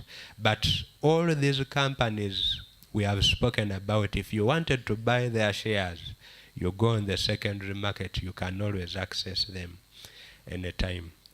Then can a company list on 2 different stock exchanges? Yes. Very, very yes. Very, very yes. Umeme is listed on the USE. Umeme is listed in the Nairobi Securities Exchange. The original Cipla Quality Chemicals is listed in Uganda, South Africa, India. Bank of Baroda in Uganda, India, Pakistan, etc., etc. Stanbic and Standard Bank, South Africa, Nigeria, Kenya, Uganda, it's listed all over the place. But I get what you're trying to ask. If as an entrepreneur, the dream becomes too big, Uganda, our market cannot give you $100 million US. You lose nothing packaging your story nicely, selling your shares on the London Stock Exchange and New York Stock Exchange. For them, $100 million is loose change. You will easily get that money. But in Uganda, it could be a problem. Is anybody good with math to tell us what $100 million is in UGX? It is not little money. How much is it? Trillion. Yeah, $1 trillion shillings. If even the whole country is struggling with the budget's trillions, they need to do supplementary. So what makes you think you can say Mwima Enterprises, I want to export avocado oil across the globe, and the money comes from within? So you lose nothing, structure your deal nicely, going to China, the Chinese stock exchange, because people buy the story as long as you've increased on the business you're doing in that country. Then the other question, which is also true, not many people are interested in listings. Then you spoke about the voices of majority shareholders. Yes, the way the markets are unfortunately structured, some of these largest shareholders are heavily involved in management, so they may think, why should we pay out a lot? So of course it biases, but you have the power to sit in an AGM. Even if you have 10 shares only, You can make a lot of noise, you can cause commotion, and you convince all other shareholders, and dividends are paid. But of course, we had also seen it earlier as a small problem. But a person who has many shares, automatically, when he speaks, everybody listens. And that is why when all of you put up your hands, the person with deeper pockets is the one they will even run to and kneel, sir, ask your question, something like that. Then you spoke about the picture in Canada, in their capital markets, where you said the cost of equity, maybe on the Toronto Stock Exchange, on the Canadian capital markets is 9%, while the debt is 3%. In my opinion and observation, the 9%, the cost of equity, is a one-off. The cost of debt is literally infinite. So for you to pay an advisor, for you to pay the USE, CMA, the lawyer, it may actually come up to 5 or 4%, assuming you're looking for very big money, or 2%. But if you're to issue a bond, you will be paying, in Uganda, it's a question which came earlier, but you may end up paying 3% per annum. You're getting it. So effectively, if your bond is for 20 years, simple mathematics without compounding, 3 times 20, that will give you 60%, which you would have paid over the 20 years. Yet this person has paid the 5 or 7 at once, and that's it. So that is one way you can look at it. The questions from John, it is true also. I spoke about the process of listing on the public markets, the memes especially. For the games, the requirements are a little bit soft. It's actually my very last slide. Maybe you will allow me to put it into context at the end, but typically the process is the same. It's just that the requirements for a startup and an SME are very, very relaxed. But remember, you're selling your story.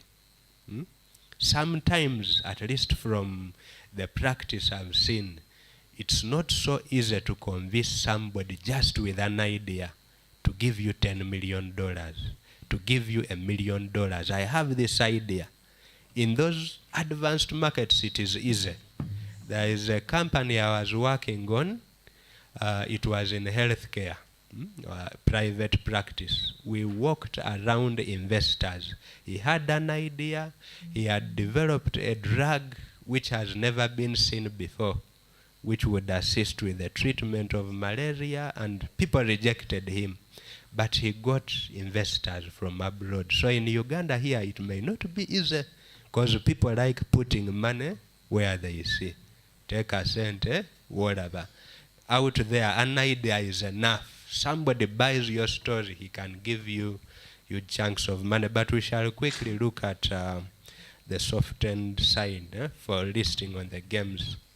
Mr. Leonard, why is it that we have seen those big figures in Nairobi, in Johannesburg, in Shanghai, China, in Tokyo and New York and Uganda, after existing for over 25 years, we are still at 19? There were some mistakes made, which I think it's public information. When some of those markets were established, like I gave you the background, the directives from World Bank, structured adjustment programs, most of those markets, all privatizations were done on exchanges. That's why when you're to go to Kenya, there are so many. Standard Chartered is listed, DTB is listed, as in anywhere where the government had shares. For them, most of them were privatized or listed on the stock exchanges. Here there were a few, yet the list was big. That is number one. Then another, I honestly believe before I started speaking, most of you still thought of banks as the major alternative of raising finance until we keep talking and talking. When Gloria and Terence renew my contracts and maybe they facilitate me to continue speaking to people, until people know that USE and CMA are actually genuine sources of finance, the figures will still look bad. But I believe with you in this room we shall start seeing some changes. So that is also a matter of ignorance and lack of knowledge. It's one major reason why the figures are very low. Let me, in a minute or just a few minutes, conclude with the stakeholders. Stakeholders, these are simply the people you need to partner with for your IPO to succeed. In fact, for you to have a successful experience in the capital markets, the issuer is you. We are going to speak about you, the transaction advisor, legal counsel. These are the lawyers, sponsoring brokers, the accountants, registrars, underwriters, banks, and investors. What should you do? The things you need to do, or the things you really do. You give oversight to the due diligence process. This is preparing yourself and making sure whatever the auditor tells you to do is done, the accountant, even the other professionals. You need to develop a good story which will be sold to the public. That's why I even told you need to later package that story nicely and work with very good marketers. Then preparing a prospectus. A prospectus, it is a document which compiles everything we have spoken about. It speaks about your management, directors, your accounts, your business plans. It's all put together. Then financial statements, we already saw that example. You don't need to have one thing for URA, the bank, the money lender, your wife. Have just something which you can easily defend, and when it's audited. Press releases, this is you need to budget. How will you be sharing with the information with the members of the public? And like we had seen also, you need to provide information to analysts, the press, the existing and potential investors regularly. If you sit back and assume people will dream about your company, it may not work so well. Then marketing information and to manage expectations which come from things like AGMs. A transaction advisor and a sponsoring broker, you will assist me to almost merge their roles. These ones are very, very critical, very, very important for you. In the times I've been able to do private practice, I've sometimes gone with the companies and knocked at doors of investors as a muima, because maybe they used to see me in some days in at the exchange. The results are different if you're able to partner with maybe the deal flow facility, USAID. There are these other partners. Behind them, they may have a pool of 100 investors. And by the time they front you, other than you burning your fuel and visiting 100 people, these guys will just make one phone call and they will get for you investors. That is why even where you are now, you can actually be able to access funding privately as you start preparing for the public journey. You need a very solid transaction advisor and broker. Very, very important. Don't think you can do it on your own. Beyond that, they assist you to structure your transaction nicely. They phase this into a project. They manage the offer for you. They help you prepare a prospectus. Like I mentioned, they know the people with the money. And this thing, even if it's in finance, your books may be good, but somebody may have a better relation. They can, at one phone call, get a pension fund to give you money. Get somebody in London to invest in you, which you may not be able to do on your own. You're folding your hands, thinking your books are very excellent. You may stay with those excellent books all the years. Then they are the people who take for you all your documents at the exchange and the authority. They do that. It's work in itself. When you go to Terence, when you're not a licensed market intermediary, he will tell you, who are you? Yes, I saw you in a meeting, but who are you? But somebody who is licensed by CMA, Crested Capital, UAP, or any of those advisors, they are mandated. It's in their mandate to do for you that work which you can't do. Even if you're very good at constructing business plans, you will need to take them to these people, whether they just sign, whether they edit, but these people will only receive those documents when they are stamped and cleared by somebody who they have licensed. That is how the markets work across the world. Then they do for you investor education. Like I mentioned, there is information which they know, which an investor out there needs to listen to, which you may not be able to tell on your own. Then post-IPO, they assist you to monitor share price performance. They coordinate for you interactions with investors. They gather for you that feedback. Then the lawyer, these ones, there is risk associated with some of the assets in your company. You may want to go public, but in your balance sheet, some of the assets which you own or which the contracts you have, there are some risks which are hidden. So the lawyer usually identifies all those risks and captures them for you on your behalf, and also gives comfort to investors by indicating the solutions or the mitigations. Then they help you to draft the prospectus. Of course, they work with the transaction advisors. Then they coordinate for you expectations of investors across the world. When you're listing your company, there are some international laws which may prohibit certain people in certain countries from giving you money. I hope you know that. They are called, is it red or blacklisted countries? So they kind of put all those things for you in the document. Then they assist you to draft information which is shared to the public.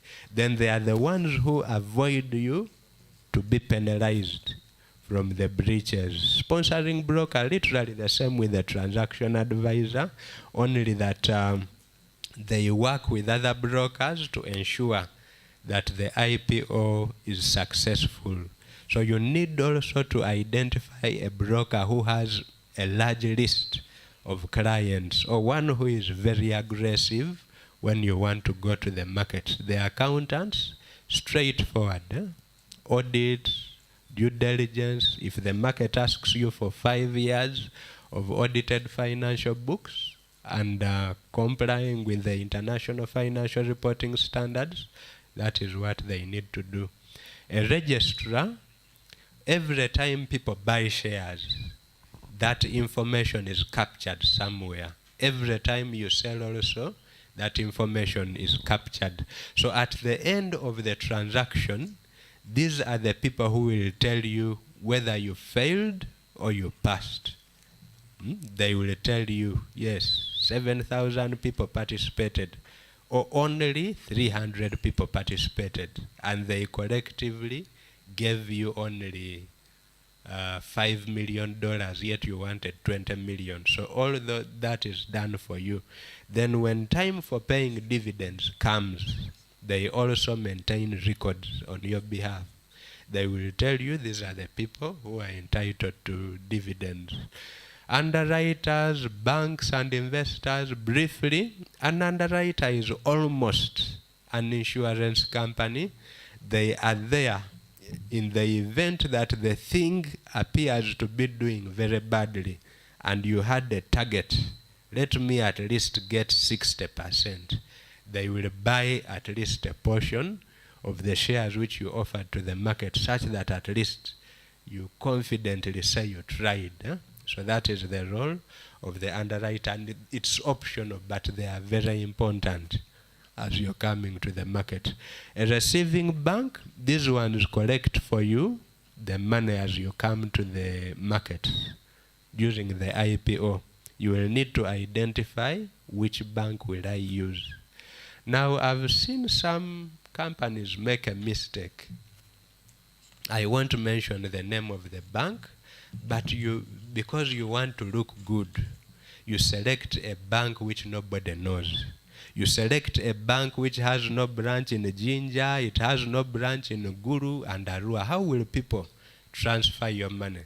There are even some places in the country where agents are not existent, or even the networks of those agents don't have that bank. You're getting it. So just do the basics. Choose the bank which has a very good presence physically and also online. That is very, very important. Then investors, pension funds, circles, provident funds, hedge funds, investment clubs, and fund managers are also very important. During the road shows, to make this thing successful, seek appointments, go and present to them. They will assist you to make this thing succeed. Mr. John, I think this is one of the questions you asked. It's my very last slide. If you're to notice, we have the requirements if you want to go on the main board. Then we have the requirements if you think you cannot meet the category or the class of the big companies. The share capital you need minimum for you to go on the main board, it's 1 billion shillings. This is something you can do with URSB. The more the money you need, the more this adjustment needs to be increased. Of course, it comes with some tax-related issues. If it's a startup, an SME or growing company, not necessary. So there is no minimum issued and fully paid up capital if you're listing on the growth enterprise market segment. Net assets to go on the main board, 2 billion. That is the weight of your balance sheet. Growth enterprise market segment, nothing really. No minimum. Profitability, the main board, 3 out of your last 5 years should be in green, profitable. This side, even if you have made losses, but you have a very good story, you can pass. Of course, all your books have to be audited. And in my honest experience, even this side, at least have something. At least have something. You may not have the 1 billion, but have the 10 million, have the 50 million. People will actually listen to you and invest in you compared to if you just come with your nice dress and nice bag or nice suit as a man. They will tell you, yes, yes, yes, but a year will go, 2 years will go, and you will wonder, you promised me money, but the money hasn't come. Honestly, have something. Then loan covenants. This is tighter on the bond side, but you should not be in breach. These are financial markets, capital markets. If you think you're going to go borrow from Stanbic and bank them, they lend you $2 million, and for some reason, you dodge them and dodge them nicely. Then you come to CMA, give me 10 million, the public markets. For some reason, you won't know where Stanbic came from, but your thing may flop. So make sure you pay those debts. And also to give you comfort, some of the money which you raise from the public markets can actually be used to pay off the debts which you have, as long as you indicate it in your investment teaser and prospectus. We are honestly debt burdened. We want $20 million, but the debts which have been choking us are $2 million. The markets will understand. They will give you the money, you pay off some of those debts. So don't sit back and say, I've struggled with the banks, I can't do it in the capital markets. You can do it. Then this side, not quite important, share ownership and capital. Immediately after your IPO, at least 20% of your shares should be owned by 1,000 shareholders. If you're to go on the main board, this side, even if it is 10, 50, 100, 300, it is okay. So there is no minimum per se side. Ladies and gentlemen, thank you very much for listening to me. Those are my numbers. Those are my numbers, but I can read them. 0774, it's on WhatsApp. 163016. Airtel is 704020789. MTN is 774 163016. Airtel is 704020789. Honestly speaking, even if you don't feel ready that you can list, I think you can. But even if I may be throwing you in the air, lifting your confidence, there are people working with the CMA. I've given you some names who can assist you on this journey, the preliminary journey, such that eventually you feel much more comfortable to go to the public. I work with some of those people, and I can assist you with the associated work which comes with them. So I will wait for your phone call, but also if you need guidance on investments in any instrument in the financial market, I can also share my experience in that area across the country, of course, when there's an understanding. Thank you so much for listening to me. Mr. Terence and my other bosses, I never take it for granted to be called to share. Thank you very much. Hand clap for Andrew, please. I just want to ask, while he's still here, before he takes his seat, you've talked about all the other fees, legal and all the other fees associated with listing. To be cost effective, what's the minimum one should look at raising on the public markets and on the GEMS to be cost effective?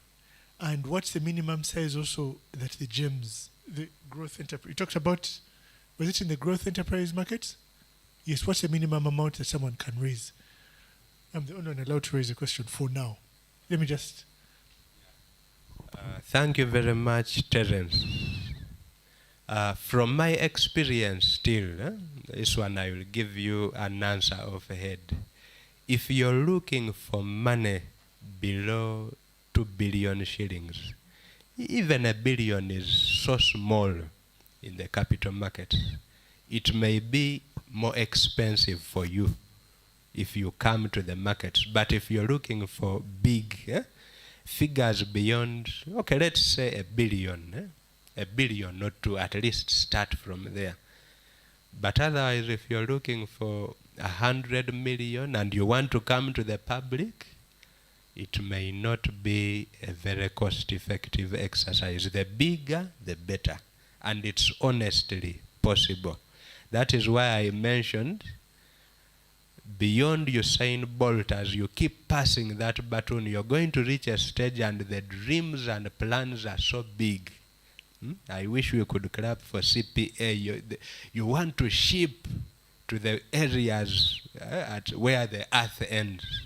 The dreams have become big for you, the solar, you want to go across East and Central Africa.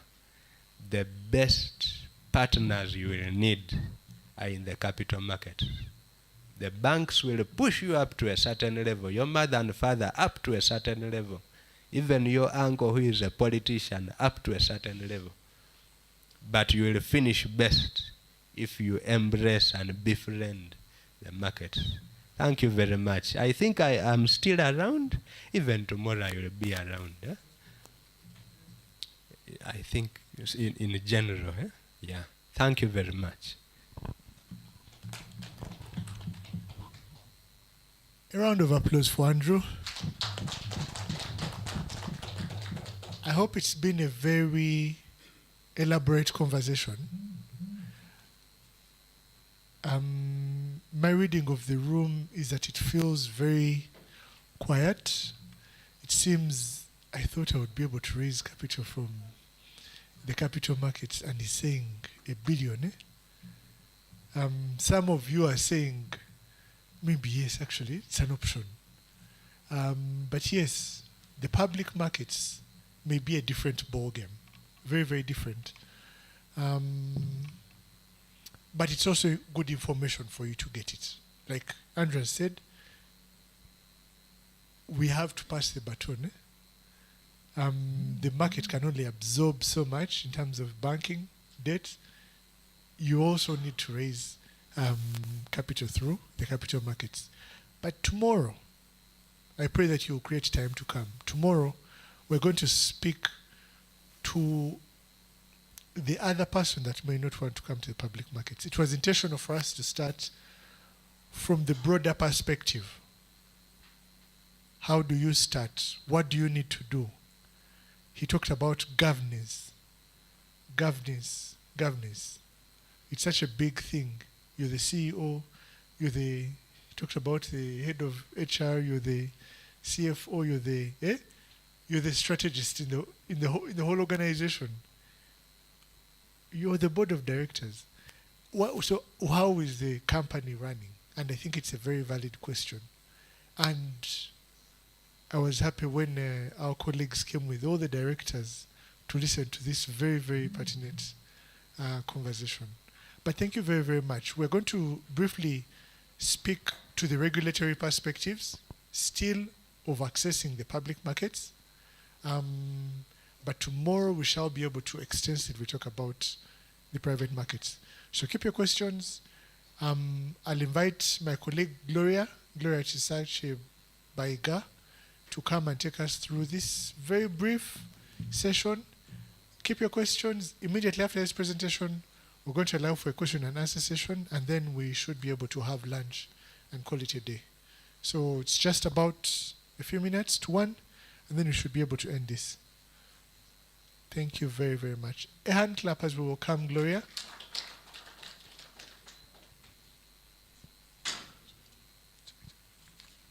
She can be introducing herself while we set her up. Good afternoon, ladies and gentlemen. I hope we are not loading you with a lot of information.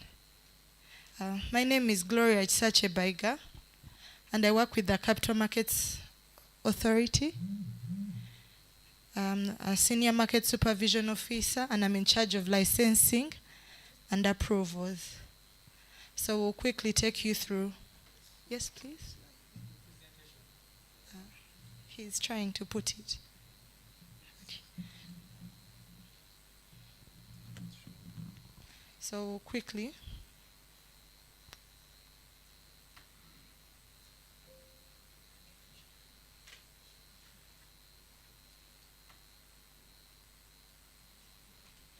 So we'll quickly just go through the regulatory aspects of public offers. Andrew has done a good job. So for most of the things that he has presented on, I'm not going to repeat them. So we'll just start with just a small overview of the presentation layout. We are going to look at the mandate of CMA in regards to public offers, the legal framework, what guides us, when you bring your prospectus, when you want to raise money in the capital markets. We'll just look at a few jargons or key terms, what constitutes offering securities to the public. We'll also just have a small summary of approval in case you want to raise capital in the capital markets using debt. We'll also look at the approval process for equities. That Andrew has done a good job, so we'll just do a very short summary. We'll look at the prohibitions in case you're raising capital, what you shouldn't do. We'll also look at the prospectus as the main document for when you want to raise capital, and then we'll just look at the post-approval requirements and also continuous licensing obligations, listing obligations. So the authority has a number of functions, but the function that gives it the power to approve offers comes from Section 5 of the Capital Markets Act, which permits the authority to approve prospectuses or any other offering documents under which securities are offered to the public. These documents can include a prospectus, an information memorandum, or any other document that the authority may permit you to use. So the legal framework currently at the Capital Markets Authority, we have 3 primary legislation, which are the Capital Markets Authority Act, the Collective Investment Schemes Act, and the Securities Central Depository Act. Today, we are looking at offering securities to the public, and that is guided on by the Capital Markets Authority Act. Just to mention that this is under review at the moment, and stakeholders have been called upon to see where the authority can make improvements in this legal aspect. And specifically, when you go to the Capital Markets Authority Act, as Andrew said, one of the people you need when you want to list is the legal advisors. And one of the sections that will specifically guide you on offering securities to the public is Part XA, which will be found in our Act. Then, after complying with the CMA Act, there are also regulations there under that we expect you to comply with. These are the Capital Markets Authority prospectus regulations, the original ones, but these have also been amended. All these can be found on our website. This will guide you on what should be included in the prospectus to enable the authority approve it. In terms of debt, at the moment, we have commercial and also corporate bond guidelines. And then still, like Andrew said, at the moment, we have 2 securities exchanges. If you want to list or put your different product on these exchanges, you also have to comply with their exchange rules. So in terms of key terms, I think this could have been shared, so I won't take a lot of time. We'll look at an offer. An offer simply means an invitation or any invitation or proposal to make an invitation to an offer. Simply telling people, I want to raise this money from the public. Please come and either buy shares or come and give me money. That's in terms of debt. And capital markets, it's still divided into 2 main types of securities. The debt, where I would have the government securities, or the government bills and bonds, or the corporate debt, which would include commercial papers and corporate bonds. Then we also have the equities, which Andrew has just been talking about. In terms of shares, this can be preference shares, any types of shares or options, as long as they give that person the right to purchase shares within your organization. So key terms, so that we're on the same page as we discuss, we have the prospectus. If you want to issue securities, especially equities, you'll be required to come up with a prospectus. And a prospectus is nothing more than just a notice. It can be a circular, as we'll see, also an advertisement, but it's just something talking about the offer that you're bringing to the market and trying to be as transparent and honest as much as you can.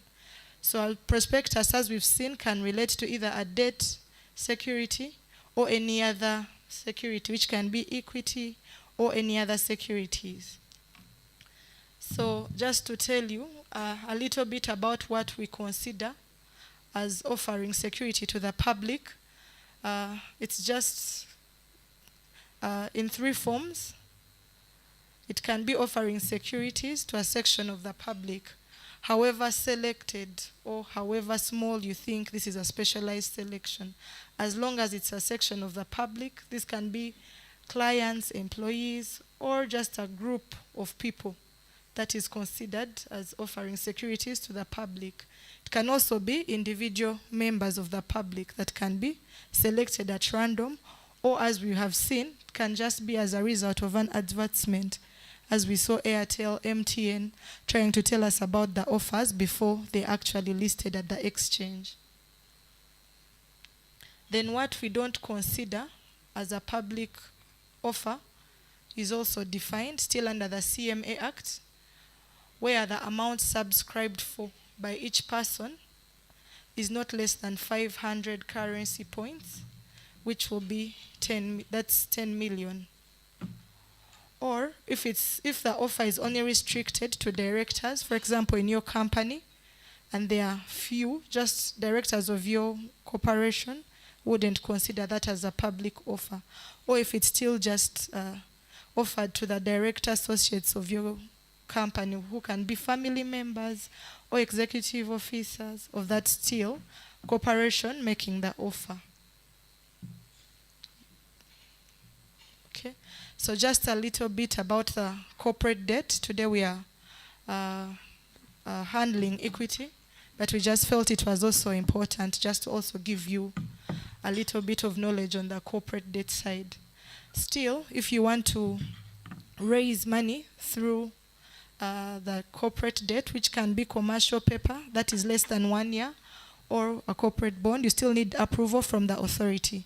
And this is still this is also done through issuing the prospectus or an information memorandum, which must meet all the requirements of the CMA Act, but also the prospectus regulations.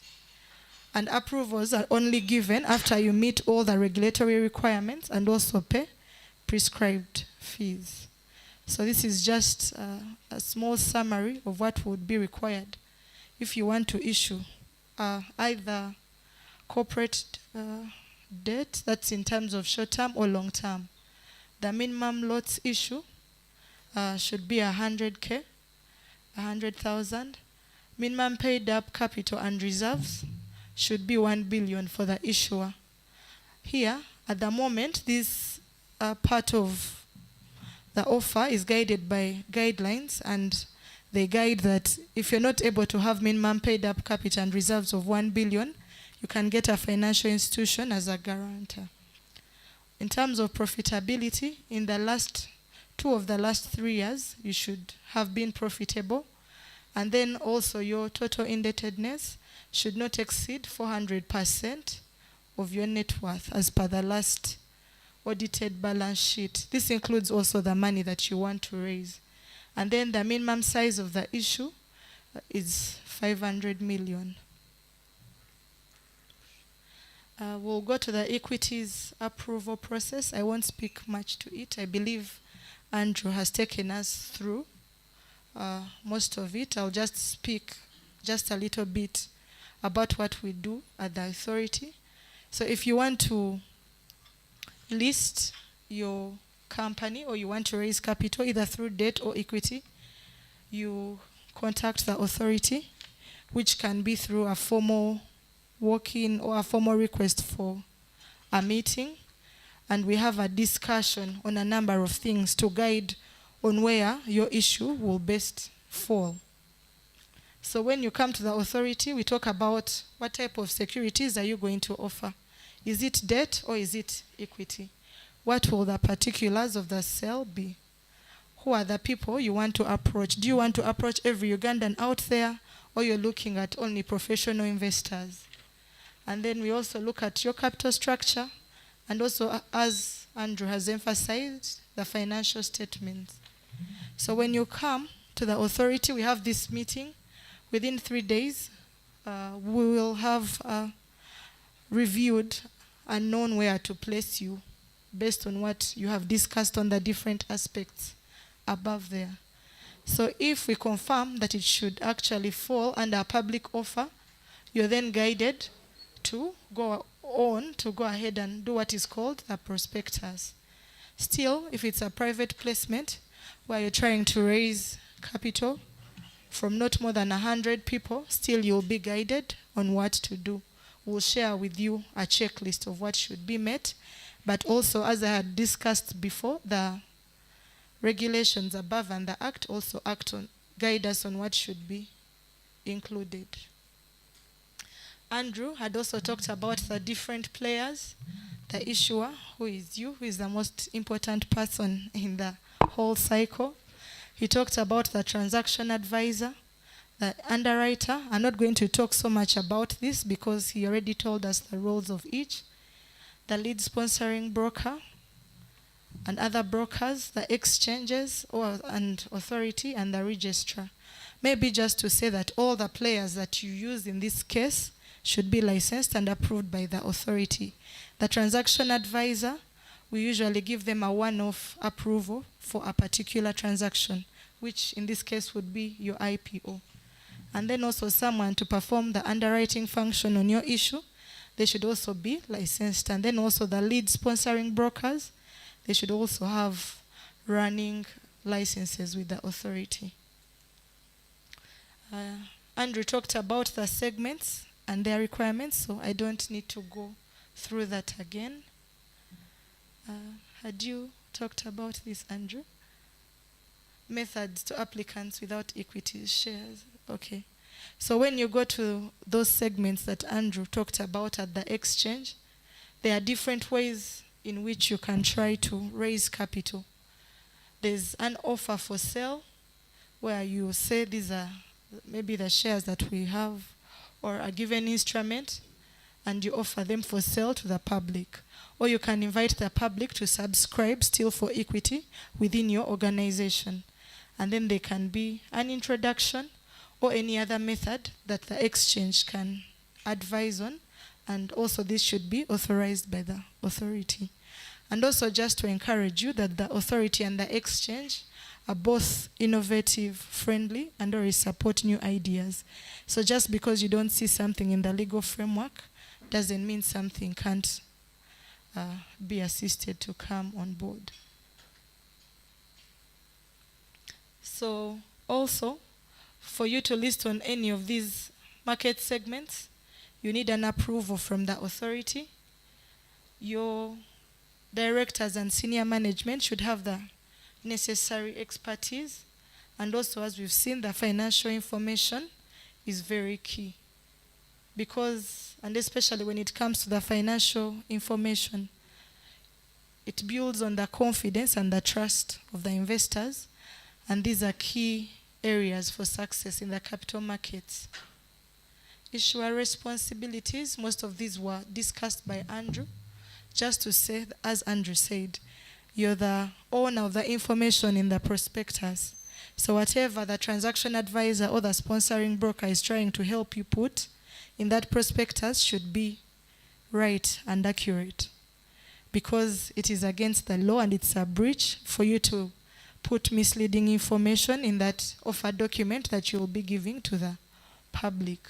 So even after you have been given approval, as an issuer, you're expected to keep a copy of the prospectus in reach for investors, any other members, or creditors. Also, another important player in the cycle is the sponsoring broker. As Andrew said, these are already licensed by the authority, have a very good relationship with the authority.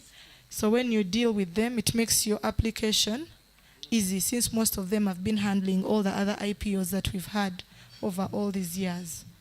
And as Andrew had guided, they facilitate communication between the exchange, yourself, and the authority, and ensure that your offer is actually taken up to the lowest person within the country, but also to investors outside Uganda.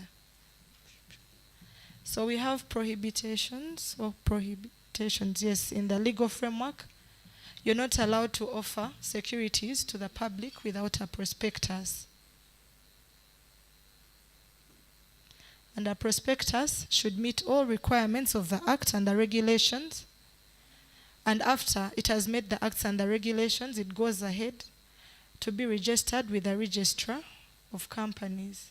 This is the registrar that Andrew talked about, that is supposed to keep the record of how your listed company will be performing. But also, you're not allowed to invite people to deposit or lend you money unless you've actually been listed. So we don't expect any investments into your company before the actual approval date for the listing to take place. And also, as we said, advertisement is also taken as a method of offering securities to the public. And all advertisements concerning your offer are supposed to be authorized by the Capital Markets Authority. So briefly, we'll talk about the most important parts of the prospectus. They are divided into 3 parts, and more of this information is in the prospectus regulations.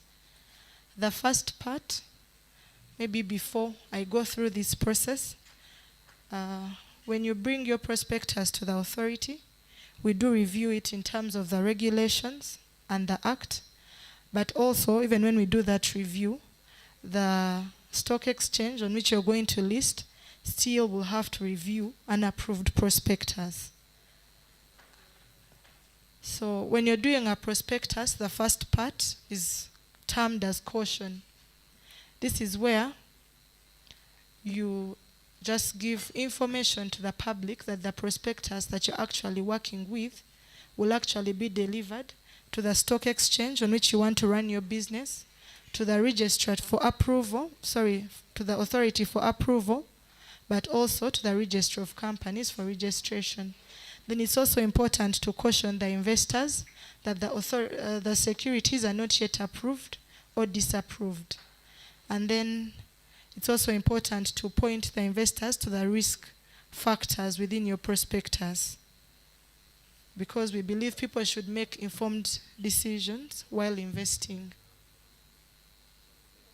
Then part 2 speaks about the information to be stated in the prospectus. Andrew still talked about this. Maybe I can just go through just a few. The right of holders. In terms of voting, in terms of getting dividends, in terms of disclosures of information, what do you expect to give the investors or the holders within the cycle of you raising capital in the capital markets? Information of bankers is very key. Of course, when you're picking a banker, they should be in good standing with their primary regulator. And then also, we look at the legal status and affairs of the issuer. Everything should be in line. Like I said, confidence and trust in the capital markets is very key, and may not only affect you as the issuer, but may it actually affect the entire capital markets. We look at your capital. Like Andrew said, the higher your capital base, the more stringent the expectations on how much money you want to collect from the public. Of course, that means you have a higher risk, so we have to take higher caution when approving your prospectus. We look at your fixed assets. We look at your valuation report. You have to get professional people to do the valuation of your shares, because this is an area that usually causes a lot of unnecessary negative rumors during the IPO process. So you have to make sure you get people who do a good job. And then also, like we said, the risk factors are key, so that people invest in you knowing what could go wrong and what could still be okay. And then also, post-approval, after we give you the approval, would want to get statistics about the proceeds of the issue or the allotment. Then part 3, in addition to bringing the prospectus for approval, we also look at your financial performance as the issuer and any other subsidiaries. We'll look at your financials for the last 5 years and also try to do projections of where we think your company is going to be, because we also don't want to bring in a company that's going to affect the confidence within the capital markets. And then also we'll ask for a copy of your memorandum and articles of association, but then also ensure that it's authorized. And then where you have underwriters, we look at agreements or contracts.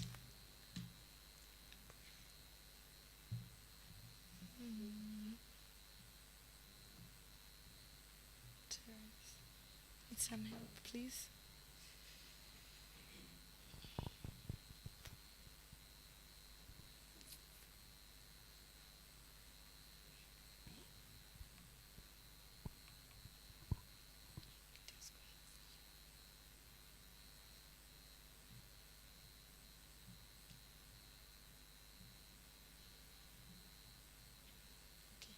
Thank you, Terence. And then, of course, as you said, all the information in the prospectus should be true to your knowledge. And the authority has the right to recall its approval on your prospectus should it be discovered that some of the information provided was not true or accurate. And also, as I've said already, you submit the prospectus to the authority, but also the exchange on which you want to list or put your security also gets the opportunity to scrutinize it and ask any questions that may be applicable, and also check if you've applied to all the requirements, for example, of the different segment where you would want to list your company. So prospectuses are supposed to be lodged to the authority with what is called lodgement fees. If it's a prospectus for debt or fixed income security, this would be a 0.1% of the value of the issue. If it's fund equity, that would be 0.2 of the value of the issue.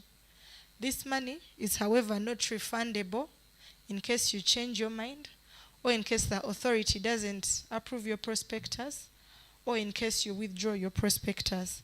So you need to do your best using all the other parties that were mentioned to make sure that what you submit gets the value for this money that has been paid. And also, I won't go so much into this. Andrew discussed, this is our last slide. There are continuous listing obligations of you as an issuer. The authority and the exchange will expect that you meet all the general obligations. For example, if your profit is going to drop by a certain percentage, you should notify the exchange and the authority within a given time period, but also publish it to avoid panic in the market.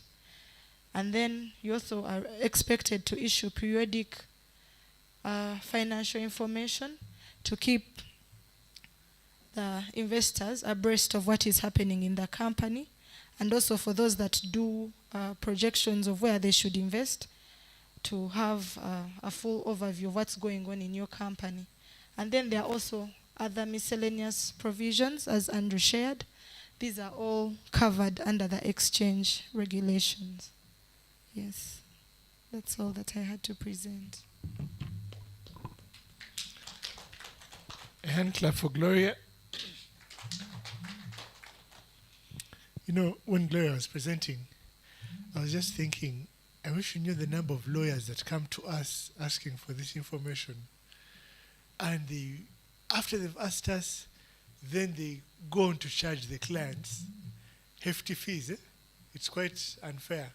But the information that she has shared in under 50 minutes can cost you heavily.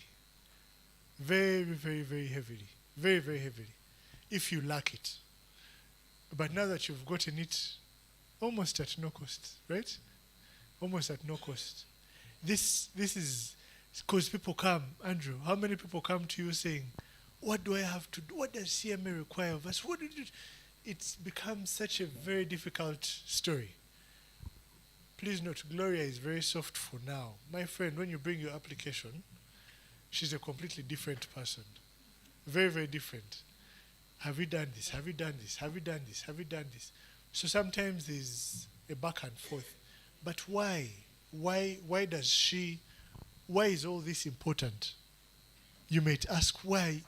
It seems obvious, but also a bit stringent.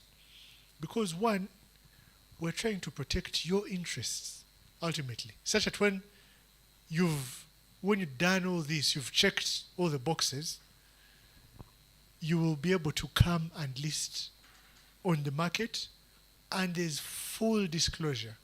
At the authority, we try to encourage, which is why we exist, to push for full disclosure, such that that disclosure also comes back to help you, the business owner. Remember what Andrew said? It helps the business.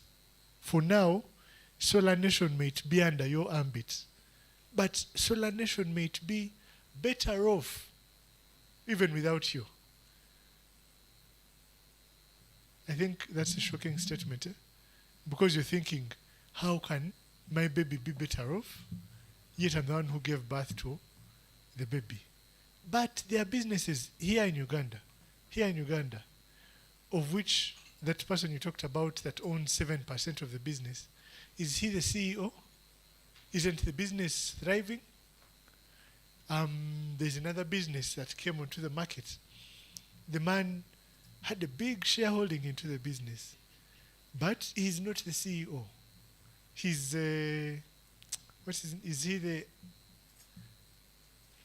that's Cipla. I mean, he employed people to actually work and push the business beyond him. I mean, the thing is exporting to Zambia, exporting to all these markets, DRC, and trying to get through to other markets. It does not necessarily mean, like Andrew said, that you being the proprietor, you might have the best interests of the business. It actually may to grow beyond you. And it may be in the interest of the business to grow beyond you. But this, like I said, is just one of the options that you can tap into to raise capital through the capital markets. It's just one of the options. Tomorrow we are going to be able to speak at length about another option. Because when public markets came up, when you started talking about disclosure, people said, the taxman, you people, the taxman. How are we going to avoid this thing, the issues about IFRS and the IFRS? But it's possible that disclosure might actually help you to grow. Might actually help you to grow. Someone once said, it was just a joke, and they were saying, if they paid all the taxes, they feel the company would just collapse. But that's not true. It's not true. It's possible that it will give you the real value of the company. That means you're actually loss making. That means if you actually to pay obligations, you're not offering a return to your shareholders and yourself the way you're supposed to. That means there's supposed to be some business re-engineering. Anyway, I'm very, very passionate about this, and I can go on and on. But the session is not mine. I should be opening it up to questions, right? Before we go for lunch. Any questions, members? To Andrew, to Gloria.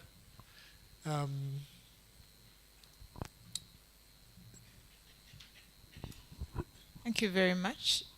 First batch of questions I think I was out. I don't know if this was addressed, but I wanted to ask for examples of SMEs that have listed and how old were they in the business. I don't know if that matters, because I've seen that for you to go to think about this idea, at least have a need of raising at least 2 billion Uganda shillings, or at least 1 million if it's 1 billion if it's a commercial paper, or 500 million if it's a commercial paper.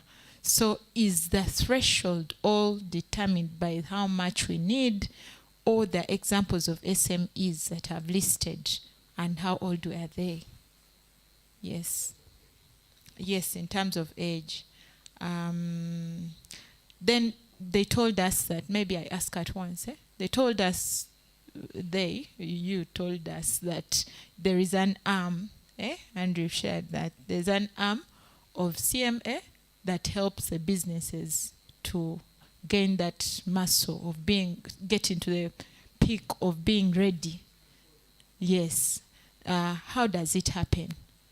And where do we start from if we need it? Can we address as they come? Just so one, are there SMEs that have listed, and how old were they? Maybe even before Andrew comes on, while I move to him. Does age matter? Is the size of the business what's important? What was the age of the business? Thank you, Stella. Examples of SMEs that have ever listed at the USE or the Games. The answer is that O, which has E as 0, yet it was launched in 2015. Like I said, a lot of ignorance. People don't have sufficient information. Even though we told them the requirements are literally not there, and relaxed. Many people walked in with the zeal, but like I mentioned, also the challenge with the exchange. The exchange and CMA themselves are not the ones with the money. That money comes from other investors. When these investors kept asking for information and information, most of these companies ran out of steam. That is why I kept mentioning, if you're to look at the requirements of the main board, and for you you're a startup or an SME, you would be better off at least having a little of what is expected of the large company, which will go on the main board. And clearly, from the introductions you gave, I believe all of you can pass. But also, like Stella mentioned, I spoke about the deal flow facility. I spoke about the USAID. Even where you are now, you need money. These people will assist you. Later, that baton will be passed on, and you do the IPOs eventually. So it's a 0. No company has listed on the Games. You go to Kenya, they are over 5 to 7. We started it the same time, but those guys, even a cattle keeper, a Mulalo, has a bond. In Uganda, I asked you to put up your hands. It was literally only one person who has invested in the market. So a lot of information asymmetry, and that problem has to be solved with us. So these ideas, if you don't do something about it, the numbers will still look bad. Then does it matter? It doesn't matter, but in my experience, I've been in this market 15 years and beyond. You may be young, but you will have something. People will listen to you, and you keep improving and organizing yourselves. It is much, much better than coming without anything. Thank you. I just want to add and say, irrespective of the age of the business, you can't be able to raise capital. For now, we've talked about listing, yes. A fund called Inua Capital was able to provide financing. I don't know whether they disclose the exact amount, but they were able to provide financing to catalyze its growth. We know Safe Border. Okay? Safe Border also raised capital through the capital markets. Actually, no. To Gende as well. There's another one called a very, very simple one. What are these crisps when you go to the supermarket? Okay, there's another one. Newman's. You see, these are brand names that you know offhand. And the gentleman who's going to come tomorrow, they were part of the people that arranged financing for Newman's. Okay? Which other one can I speak about? There are others that continue to, some businesses we may not know, but have a catalytic growth. There's one that deals in vanilla exporting. So what they are doing is they build a business, they reach the farmers, right? What you're talking about, reach the farmers, teach them how they ought to grow their crop, help them from the value stage and then to the export stage. And I just looked at the business idea and it was just beautiful. So this is not, what we're speaking of is life, is real life. So people are actually raising capital from the capital markets, but this is just one of the segments. Sometimes when we intentionally started public because you need to put systems in place as businesses. We must put systems in place and we must be intentional to have a board of directors that's checking the management, to have the management that's looking towards growth of the business and not just selfish interests and paying school fees for your student in Harvard. Because we need to be able to state businesses that will grow beyond our existence. Because that's why we want to envision Uganda. That's why I want to envision ourselves. Because for me, it hurts. It's something that's very, very passionate in my heart. So that's why I speak with very, very deep passion. So these conversations that we're having are for our growth. So yes, whenever you pick Psalms, just remember that there was someone who invested in this thing. Whenever you actually buy ant porridge or feeding your children. So yes, there are actual solutions. They might disturb you a bit in disclosure, just a little bit. But you can be able to raise, what, $100,000, $10 million. You can't be able to raise it from the capital markets. Another question. I'm sorry, I will speak passionately. Yes. Thank you very much, Terence. From the examples that you've given, that seems more like the examples apply for tomorrow's session. I think they sort of raised maybe for private. Because if it was public, we would have seen them in the newspapers. I was just trying to check out which companies are listed currently, like Andrew was telling us, and in the 19, it's really huge people who are really established. And of course, I think that's really some work for us to put in order for us to reach there. And again, like Andrew advised us, that it's a story that we'll buy in, and then now these other issues. What I wanted to ask Andrew is, we're talking about here our colleague from the CPA who said they need 4 million. In the event that you say you need 4, 5, okay, 10 million, and when you go out there, Andrew took us through the process, you managed to get only 2. Of course, from the presentation, there are some fees that you've paid. There's some fees that you've paid to for the initial work. Of course, we have paid the different consultants that we have worked with. However, we have not reached our target. What happens?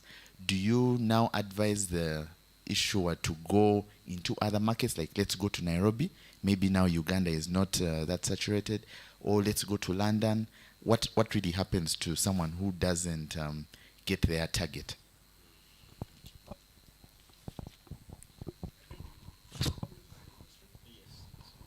But this one goes to Gloria. He satisfied me. I need Gloria now. Thank you very much, Gloria, for your presentation.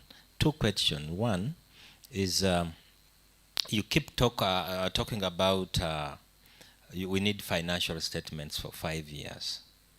And I was wondering, do we have a number of years that a company has existed to be listed? Because you see, I may want to list when I'm 3 years old or 2 years old in the business. 2 is you talked about continuous obligations.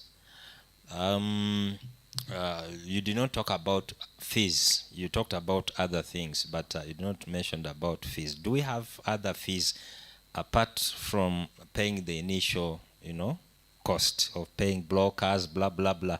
Do we have other continuous fees that we need to keep remitting to the authority as we continue being listed on the Capital Market Authority? I submit.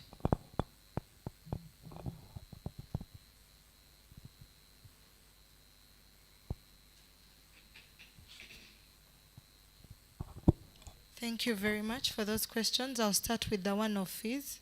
So as the issuer, there will be no other fees once you list.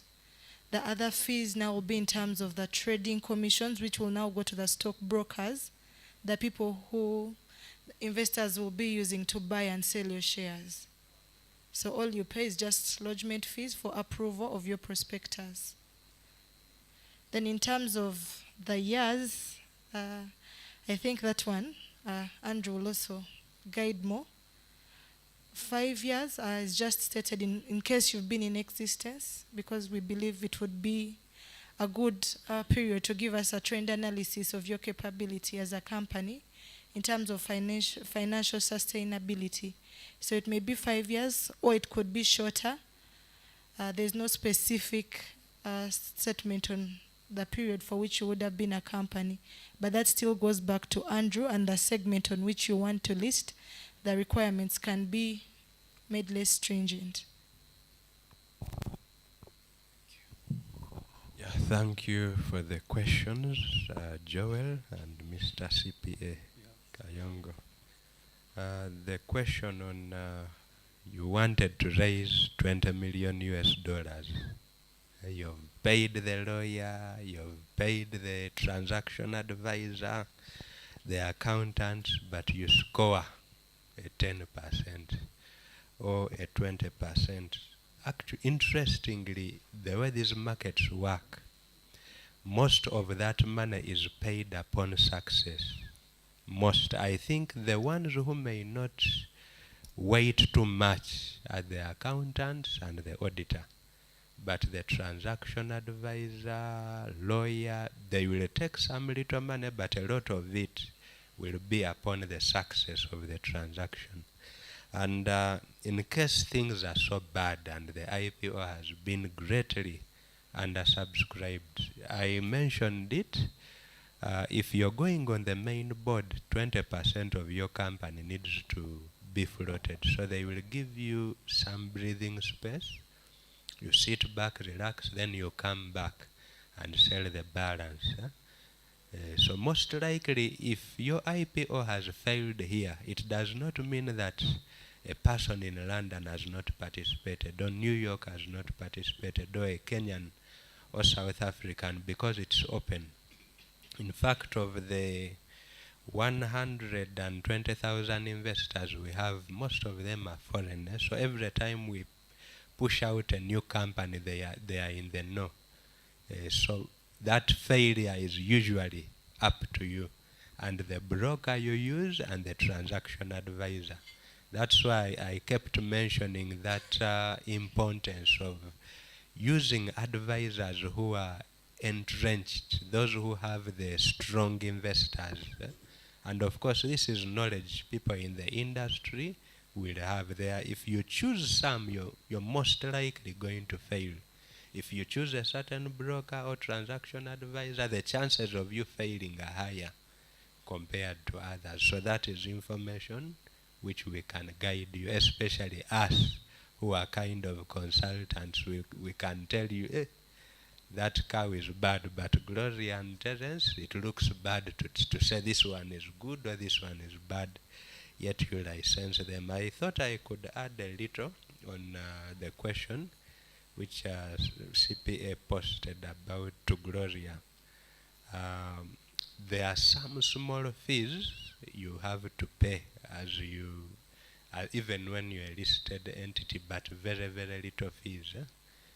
Almost negligible really, and they keep changing a little, but it might be depending on your market capitalization. Sometimes it's as little as 10 million per year, but it's like renting a house, and businesses have sometimes thought it is too high, but if you're able to split 1 million per month or 700, it's like renting a house.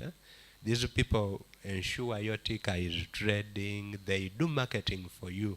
When we are out there training people in the public, we are selling your shares on the secondary market. So it's not really a deal breaker, in my opinion.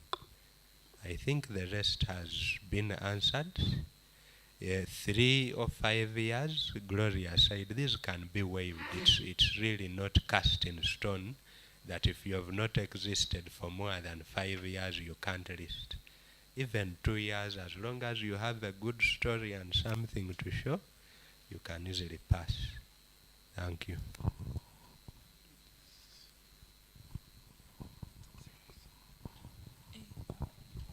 Yes, my question about the hand holding.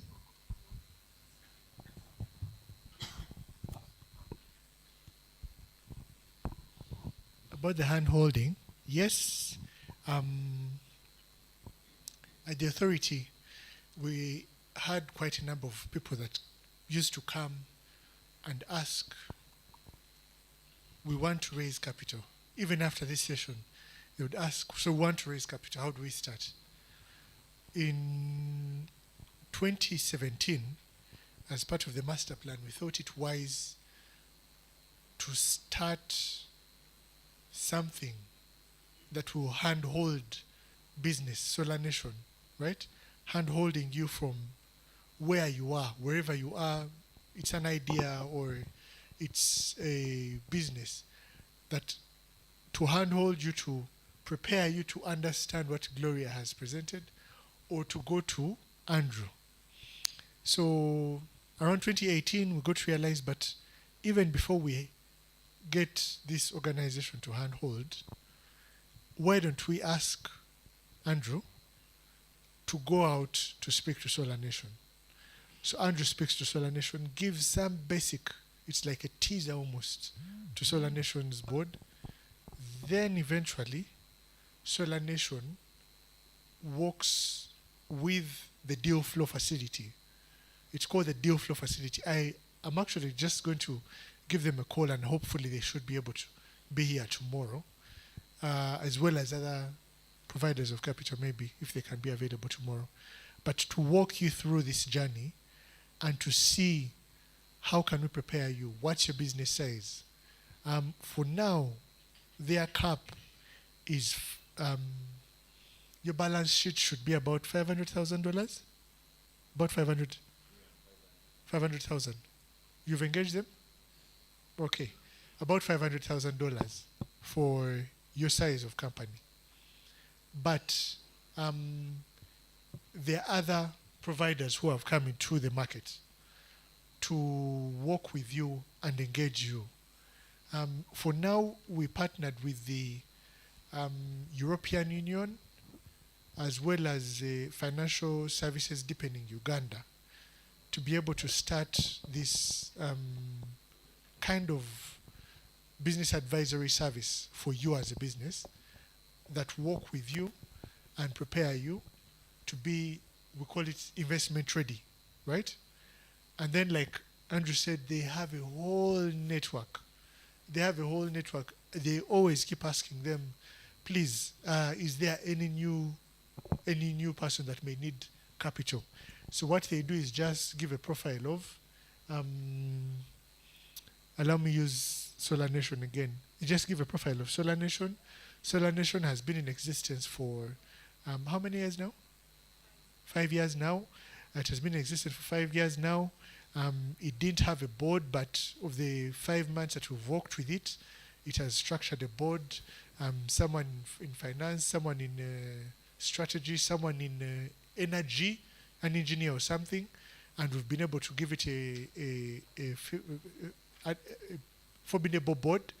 And after we've given it a formidable board, and now, for now, it's loss making or it's promising to get return in about 2 years. They literally do what the banker may call a term sheet, just a term sheet that explains to a possible funder, and they send this to possibly a network of different possible funders, and then they reach out to you at a personal level, and then they work with you to understand your mind as a business, and then they can be able to guide.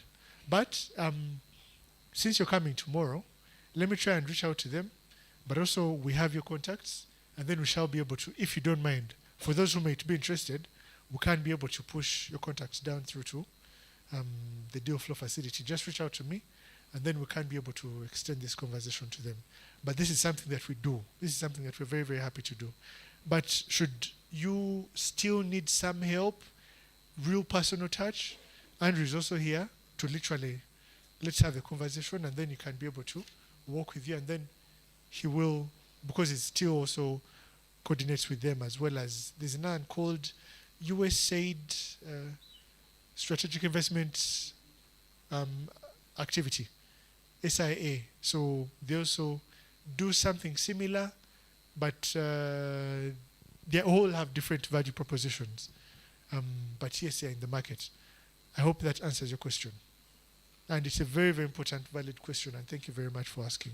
So they walk you through and help you, because they understand sometimes the business is just, I'm the finance director, I am the, and they want to walk you through this. And this is something that we continue to talk about, governance, governance, governance.